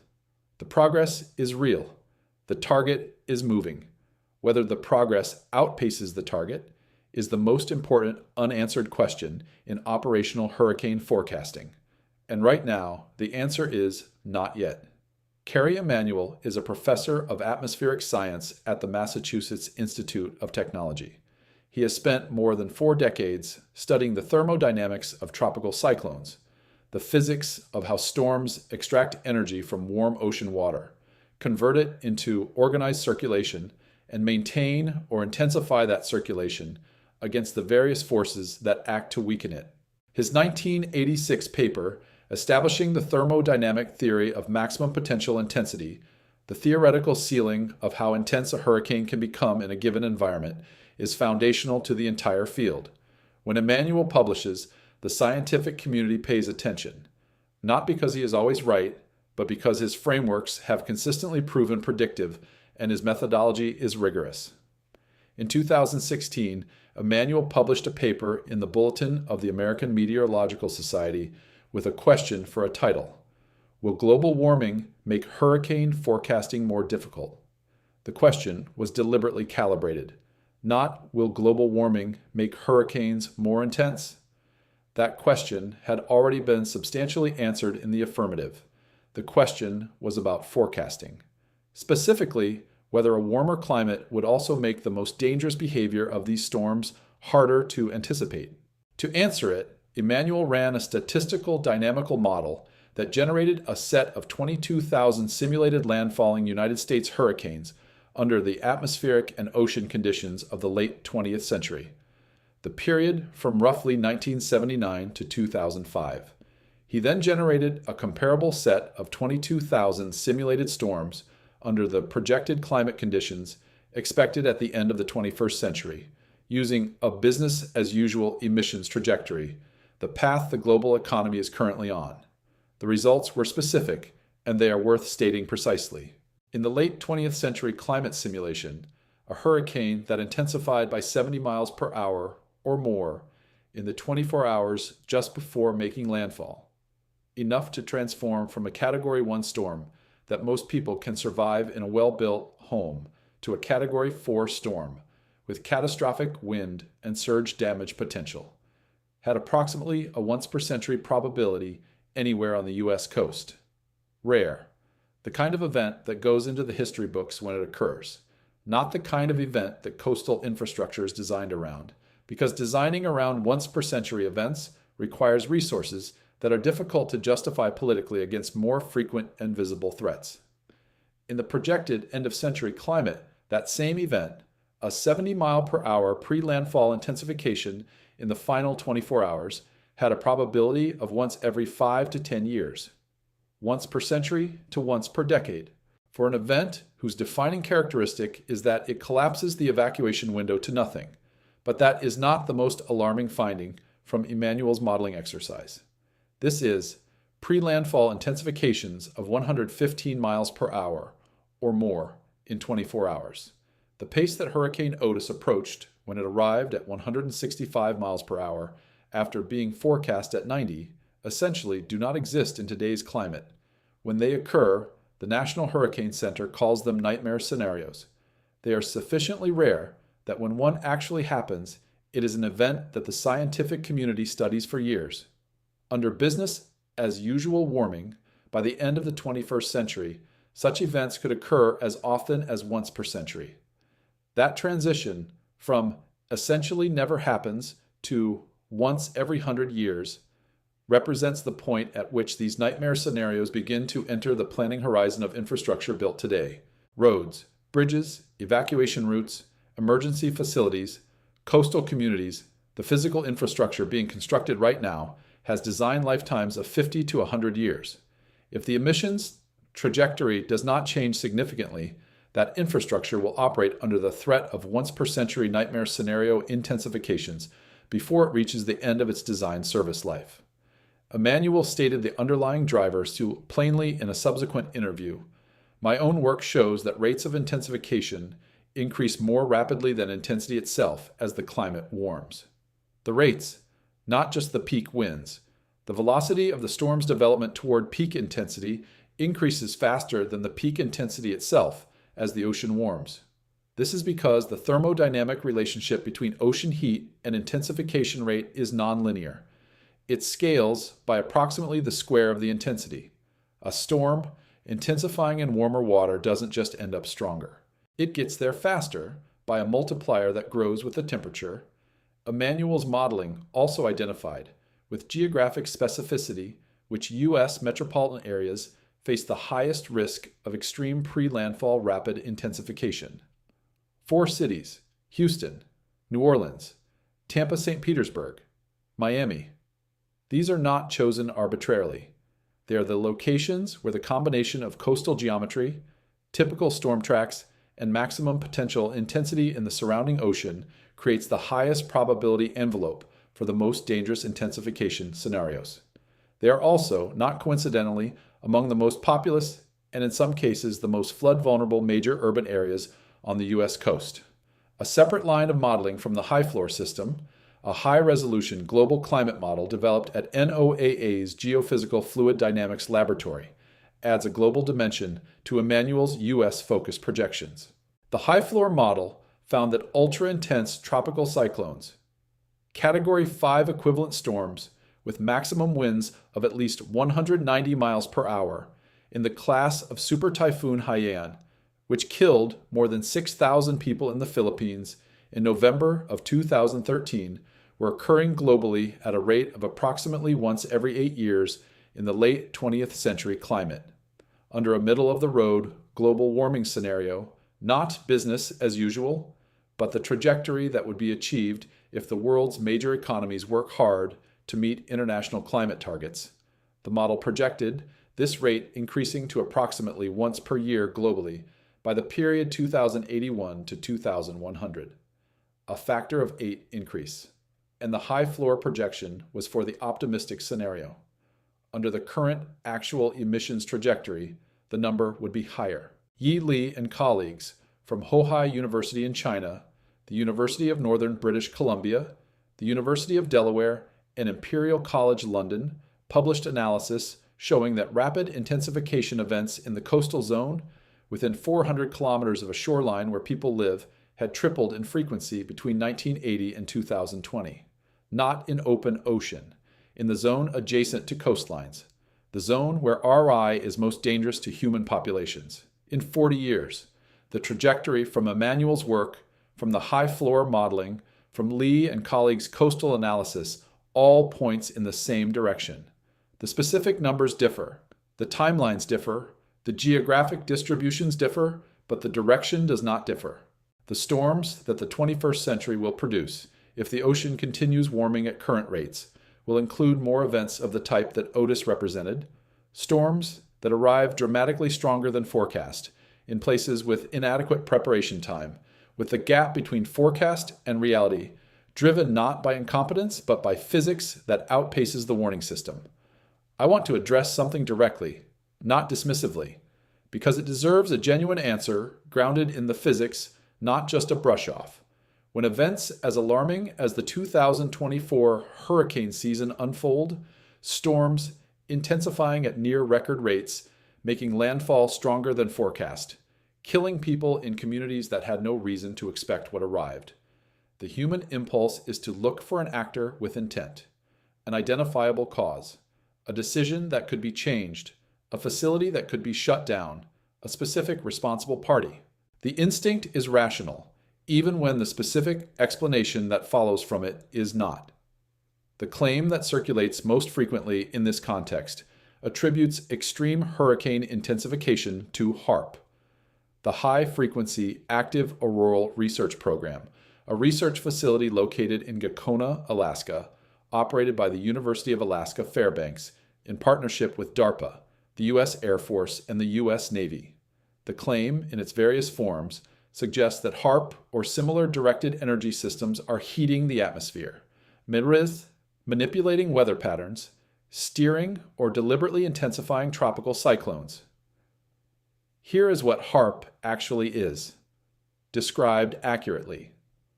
HAARP is an ionospheric research instrument. It transmits high-frequency radio waves in the frequency range of 2.8 to 10 megahertz, upward into the ionosphere, the layer of the atmosphere that begins at approximately 60 kilometers altitude and extends to roughly 1,000 kilometers above the Earth's surface. The primary scientific purpose is to study how radio waves propagate through and interact with the ionosphere, with applications for understanding radio communication and navigation system behavior. The facility's total power output is approximately 3.6 megawatts, comparable to the output of 3 large AM radio broadcast towers. There are 2 independent reasons why HAARP cannot cause rapid intensification of tropical cyclones, and either one alone would be sufficient. The first is physical mechanism. Sea surface temperature, the variable that drives hurricane intensity and rapid intensification, is determined by the absorption of solar radiation over extended time periods, by the circulation of ocean currents over scales of hundreds to thousands of kilometers, and by heat exchange at the air-sea interface. The ionosphere begins at 60 kilometers altitude and is electrically charged by solar radiation.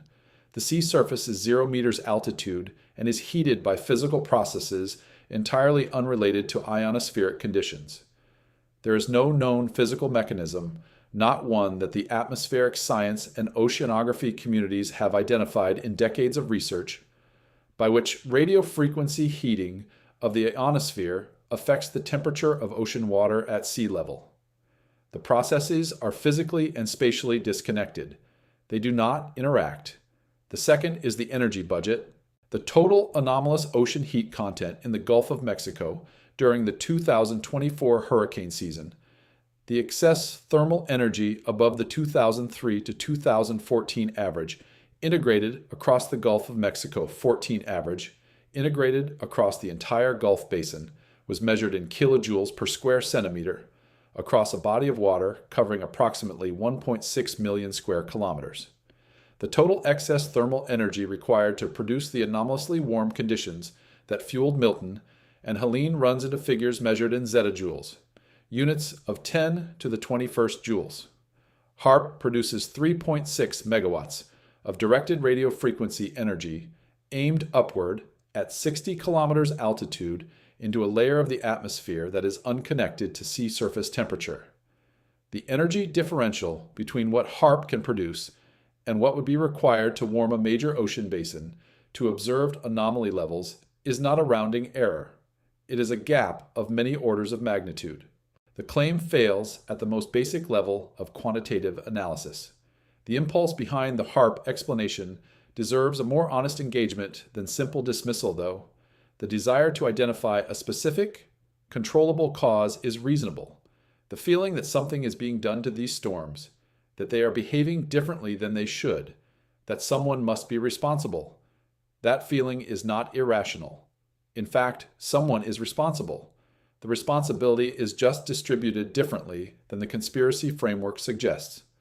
The Gulf of Mexico has warmed by approximately 1 degree Celsius between 1970 and 2020, at a rate of approximately 0.19 degrees Celsius per decade, as documented by NUEA's National Centers for Environmental Information using data collected by research vessels, Argo floats, and satellite systems operated by scientists in dozens of countries with no common interest in producing any particular finding. That warming is the physically expected consequence of increasing concentrations of greenhouse gases in the atmosphere, which reduce the rate at which thermal radiation from the Earth's surface can escape to space. Over 90% of the resulting excess energy has been absorbed by the ocean. The ocean has been warming continuously since the middle of the 20th century. The measurements are consistent across independent instrument systems. The attribution, identifying greenhouse gas emissions as the driver, has been confirmed by multiple independent lines of research using different methodologies. The independence of that instrument network is worth emphasizing, because it is one of the most powerful arguments against alternative explanations. The Argo Float program involves nearly 4,000 robotic instruments deployed by oceanographic agencies in dozens of countries: the United States, the European Union, Japan, China, Australia, India, Brazil, and many others. These institutions have different governments, different political contexts, different national interests, and no coordinating body that could impose a shared conclusion on their observations. They all show the same warming trend. Altimetry satellites operated by NASA and the European Space Agency, separate agencies, different instruments, different methodologies, show the same anomalous sea surface height signatures that indicate deep, warm water. Research vessels, operated by university oceanographic departments around the world, collecting temperature profiles in the ocean for decades, show the same thermocline deepening. The signal is not the product of any single institution or any single instrument system. It is the consistent output of a global observation network that converges on the same answer regardless of who is collecting the data or where. Climate Central conducted a rapid attribution analysis of Gulf of Mexico sea surface temperatures during Hurricane Milton's development in early October 2024. The finding, stated by Dr. Daniel Guilford, meteorologist and climate scientist at Climate Central, climate change clearly warmed the Gulf waters that fueled Milton's development, likely supercharging its rapid intensification. The specific quantification, the Gulf East conditions that fueled Milton, were made 400 to 800 times more likely by climate change over the previous 2 weeks. Not slightly more likely, not twice as likely, 400 to 800 times. A separate Climate Central rapid attribution for Hurricane Helene's Gulf, SSTs, placed the increased likelihood at 200 to 500 times. The World Weather Attribution Team, an international collaboration including Gabe Vecchi at Princeton and researchers at meteorological institutions across Europe, the UK, and North America, found that Helene's rainfall was approximately 10% heavier due to climate change, and that those rainfall totals were 40 to 70% more likely to occur in the current climate than in a pre-industrial baseline. The real human fingerprint on these storms is not a facility in Alaska transmitting 3.6 megawatts into the ionosphere. It is the cumulative effect of 150 years of carbon dioxide and methane emissions that have altered the Earth's energy balance and transferred the resulting heat into the ocean at a rate the ocean has never experienced in human history. That cause is diffuse. The accountability is distributed across generations and billions of individual decisions. It is a less satisfying narrative than a villain in a control room with a clear off switch. But it is the actual story, the one the measurements support, the one the physics demands. The real story doesn't need the conspiracy. The ordinary physics is more than sufficient. This investigation has now assembled the full picture. The trend in rapid intensification is documented and real. The mechanism, deep ocean heat, eliminating the natural brake on storm intensification, is understood and measured across multiple independent instrument systems. The forecast gap is quantified at 18 miles per hour of average error in the most recent 5-year period, improving but not yet closed. The evacuation math is a structural problem documented in a Federal Service assessment 20 years ago and unchanged. The coastal population at risk is growing faster than either the ocean is cooling or the forecast system is improving, and the projections from the most rigorously calibrated hurricane science in the world point toward an increase in the most dangerous form of this phenomenon, pre-landfall explosive intensification within the lifetimes of people alive today. What the data does not tell us, what no honest investigation can tell you, is precisely which city or which storm or which year. The science of rapid intensification does not work at that resolution. What it can do is delineate the probability envelope, describe how it is changing, and present the competing interpretations of what that change means. There are 3 honest readings of the evidence this investigation has assembled. None of them is false. Each is drawn from the same underlying data. Respecting that uncertainty is part of respecting the science. The first interpretation, the most favorable to the existing institutional response. The forecast system is improving faster than most public discussion acknowledges, and those improvements may be approaching a threshold where they substantively change the risk picture. HAFS represents not an incremental update, but a generational change in the capability of operational hurricane forecasting. The 4-day advanced prediction of Milton's major hurricane landfall for a storm that went from tropical storm to Category 5 in under 48 hours was operationally unprecedented. Communities that would have had far less preparation time under the previous generation of models had 4 days. Evacuations were ordered, people moved, lives were saved that would not have been saved with the older forecast system. The reduction in average rapid intensification forecast error from 30 miles per hour to 18 miles per hour in a decade is genuine progress if the NOAA Hurricane Forecast Improvement Program achieves its goal of having all forecast errors by 2027, and the people working on it are both competent and serious. The average RI error could reach 9 or 10 miles per hour. At that level, rapid intensification of forecasting becomes operationally adequate for the vast majority of scenarios. A 9 mile per hour error fits within a single Saffir-Simpson category almost universally. Emergency managers would be calibrating evacuation orders to storm forecasts that are reliable at the level of an individual category designation. On the ocean side, the most favorable interpretation notes a constraint that the most alarming projections sometimes underweight. Maximum potential intensity, the theoretical ceiling of how strong a hurricane can become, is determined by the temperature differential between the ocean surface and the upper troposphere. Climate change warms both. The upper atmosphere is also warming, though more slowly than the surface, and some research suggests this warming from above partially offsets the increased intensification ceiling that warmer sea surface temperatures would otherwise produce. The net effect on maximum potential intensity may be smaller than simple sea surface temperature trends alone would imply.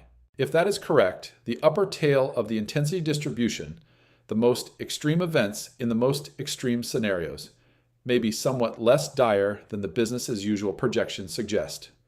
Emergency management has also been improving in tangible ways. Storm surge inundation mapping has become more precise and more publicly accessible. The National Weather Service's storm surge graphics, developed and refined over the past decade, communicate the threat in terms of feet above ground level rather than feet above sea level, a distinction that has historically confused the public and caused under-preparation. Pre-positioned assets, improved coordination between federal and state emergency management, and better real-time traffic management during evacuations have all made a material difference in recent events. The second interpretation, the middle position.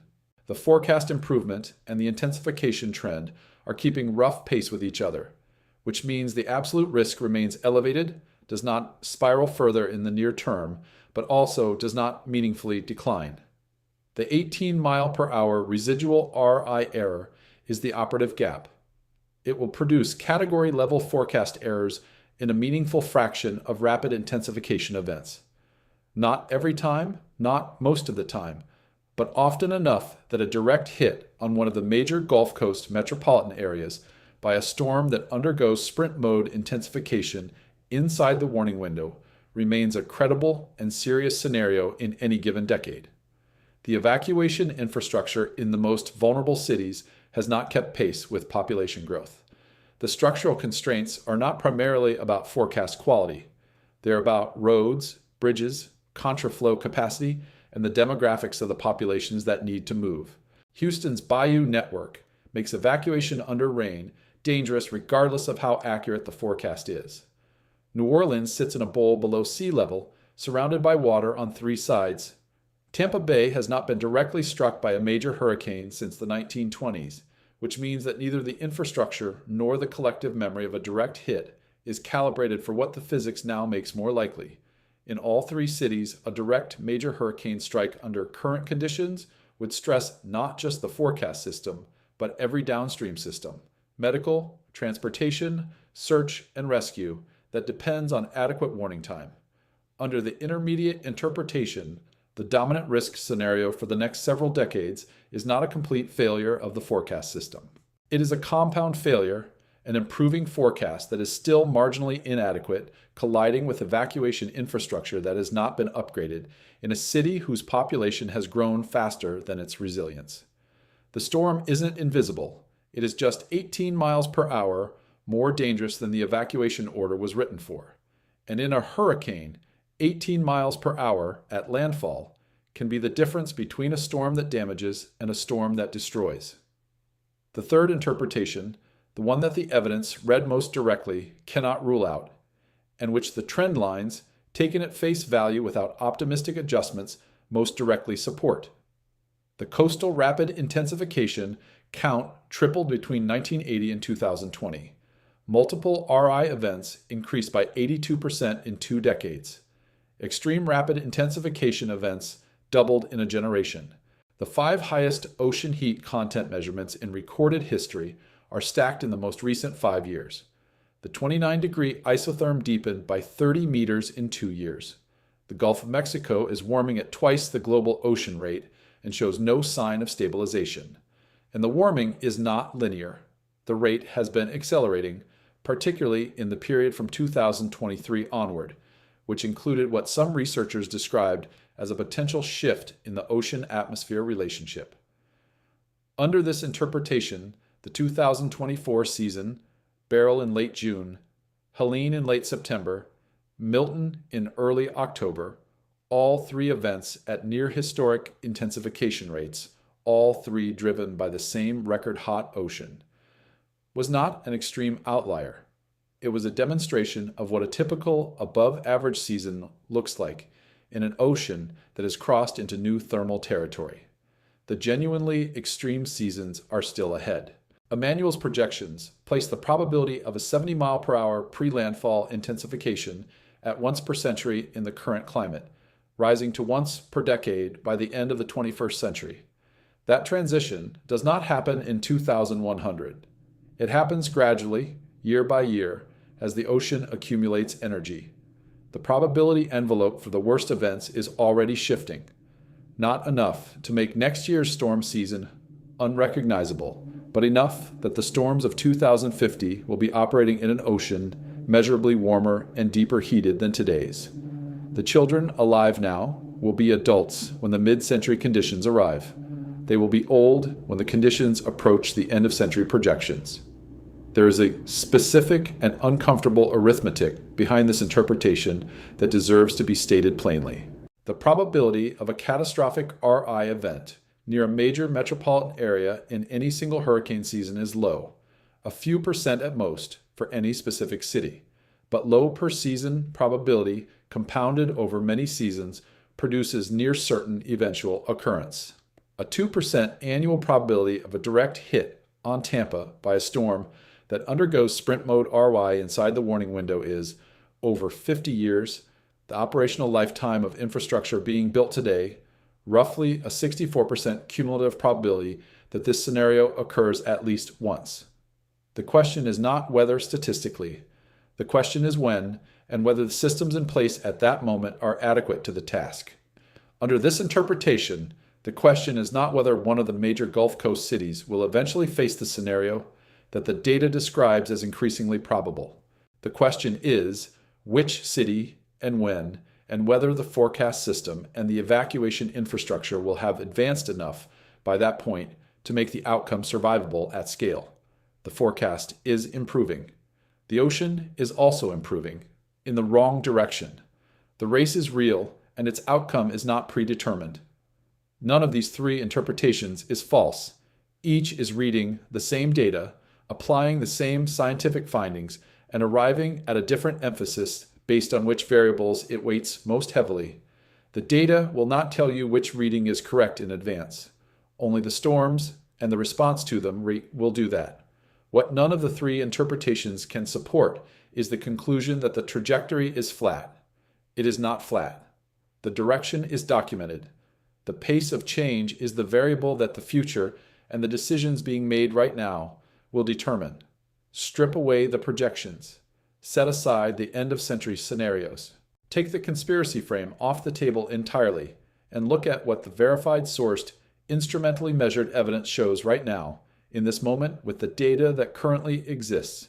Rapid intensification of Atlantic tropical cyclones has increased by approximately 29% in the modern era. The period 2001 to 2020, compared to the historical baseline period of 1971 to 1990. This is a measurement result. Andra Garner at Rowan University put a more specific number on it. Mean maximum intensification rates up to 28.7% greater in the modern era. This has already happened. The data already shows it. It is not a projection. Extreme rapid intensification events, the explosive 58 miles per hour plus threshold, more than doubled in the Atlantic between the 1984 to 2003 window and the 2004 to 2023 window. 12 events to 27. In a single generation of hurricane records, the increase in the most dangerous category of intensification is larger than the increase in the baseline category. The distribution is skewing toward the extreme end. Multiple RI events, storms that fire up, weaken, and fire up again, increased by 82.43% between the two-decade window of 1981 to 2000 and the two-decade window of 2000 to 2020. The number of storms capable of this particularly dangerous behavior has nearly doubled. These events are especially threatening to the warning system because the first weakening episode induces a natural recalibration by forecasters, by emergency managers, by the public, that the second intensification episode then exploits. The 5 highest ocean heat content measurements ever recorded to a depth of 2,000 meters all occurred in the period 2020 through 2024. The Gulf of Mexico has warmed at approximately 0.19 degrees Celsius per decade since 1970, roughly twice the global ocean warming rate. The 29 degrees Celsius isotherm in the Caribbean deepened by approximately 30 meters in the 2 years immediately preceding the 2024 hurricane season. All of these are measurements. All are instrumentally documented. None require modeling or projection to establish. The National Hurricane Center issues hurricane warnings 36 hours before tropical storm force winds. Louisiana Emergency Management documented in the NHC's official Katrina service assessment 20 years ago that fully evacuating vulnerable New Orleans residents requires 48 to 72 hours. That gap, at minimum 12 hours, potentially 36, is structural. It reflects the physical constraints of moving hundreds of thousands of people, many of them with mobility limitations and transportation barriers, through a limited road network before dangerous conditions arrive. It has not been closed. The NHC is actively pursuing protocols to extend warning lead times, but those protocols have not yet been formally adopted, and even they would address only part of the gap. It is worth sitting with what that gap means in specific terms. If a storm undergoes sprint mode rapid intensification in the final 12 hours before making landfall on a city that issued its evacuation order 36 hours ago, a city where many residents began their journey to safety hours earlier, but where the most vulnerable populations, those most dependent on public transportation and most physically constrained in their ability to move quickly, are still in the danger zone. The storm that arrives may be 1 or 2 categories stronger than the storm the evacuation order described. The people who left based on a Category 2 forecast may be fine. The people who stayed because a Category 2 seemed survivable in their concrete structure are now facing a Category 4. The people who couldn't leave at all are facing whatever arrived. Researchers at the University of Alabama published a study in the journal Science Advances in late April of 2026, one of the most comprehensive flood risk assessments ever conducted for the U.S. coastal zone. Drawing on 16 different risk factors, including geographic hazards, infrastructure exposure, and population vulnerability, they assessed flood risk for communities along the entire Atlantic and Gulf coastlines. The finding: more than 17 million Americans currently live at the 2 highest risk tiers for flooding from coastal storms. 17 million. New York City alone has 4.75 million people in those highest risk categories, with more than 200,000 buildings likely to be damaged in a major event. New Orleans has approximately 380,000, representing 99% of the city's population at the 2 highest risk levels. 17 million people. That is the current population of the Netherlands. That is the number of Americans who, right now, in this year, are living in the areas that this investigation's compound narrative, accelerating RI, closing evacuation windows, deepening ocean heat, structural warning gaps, describes as increasingly at risk. The average rapid intensification forecast error from 2020 to 2024 was 18 miles per hour too low. The forecast system is improving. That number was 30 miles per hour a decade ago. Progress is being made, but 18 miles per hour remains the gap between the storm that people are prepared for and the storm that may arrive. In a classification system where 15 to 27 miles per hour separates one level of catastrophe from the next, 18 miles per hour of average RY error is the operative uncertainty in the decisions that determine whether people live or die. Taken together, this is not the profile of a distant or hypothetical future threat. These are measurements of a present tense reality. The storms are already more dangerous than they were 20 years ago. The ocean is warmer and holds its heat deeper. The forecast gap has narrowed, but is still the size of a hurricane category upgrade. The evacuation math has not changed since the federal government documented it after Katrina. The population in the exposure zone is larger than it has ever been. The question this investigation began with, is Otis an outlier or a preview, has an answer now. The evidence says preview, not a prediction of a specific event, not a certainty about timing or location. A probabilistic, evidence-based answer to the question of whether the conditions that produced Otis, a sprint mode rapid intensification of 115 miles per hour in the final day before landfall, in a city of 1 million people with 0 advance warning, represent a category of event that is becoming more common or less common as the ocean warms and the atmosphere responds. The trend in coastal RE is tripling. The fuel is deepening. The populations in the exposure zone are growing. The forecast system is improving, but remains imperfect at the most dangerous end of the distribution. The structural warning gap is unchanged. The evidence says preview. There is one thing this investigation cannot tell you. It cannot tell you which city. It cannot tell you which season. It cannot tell you the year or the name that will be given to the storm or the number of people who will be in harm's way when it arrives. The science of rapid intensification does not deliver that kind of precision. What it delivers is a probability envelope. And what this investigation has established, through the data, through the mechanism, through the projections, through the structural analysis of the systems designed to protect people from these events is that the probability envelope is widening in a direction that matters. We will be watching the Argo float data as it reports ocean temperature profiles from the Caribbean and the tropical Atlantic each month, tracking whether the 29-degree isotherm continues its deepening trend or shows any sign of stabilization. We will be watching the altimetry satellite measurements for loop current eddy formation in the Gulf of Mexico, the telltale bumps in sea surface height that indicate a deep, warm reservoir is sitting in the path of the next storm. We will be watching the HAFS model output and the Hurricane Hunter aircraft telemetry as the forecast system produces its intensity guidance for each developing system, asking at every step, is the model catching the ocean? Is the deep, warm layer being accounted for? Is there a gap between what the instruments are reading and what the guidance is projecting? We will be watching the National Hurricane Center's verification reports, the annual technical documents in which the NHC assesses its own forecast performance, including the rapid intensification error statistics. Those reports are public, they are detailed, and they contain the honest accounting of where the gap between forecast and reality stands in any given year. When the average RI error drops below 10 miles per hour, when the HFIP's 2027 goal is achieved, that will be a genuine milestone worth reporting. We will report it. Until then, the 18 mile per hour gap is the operative number, and we will keep returning to it.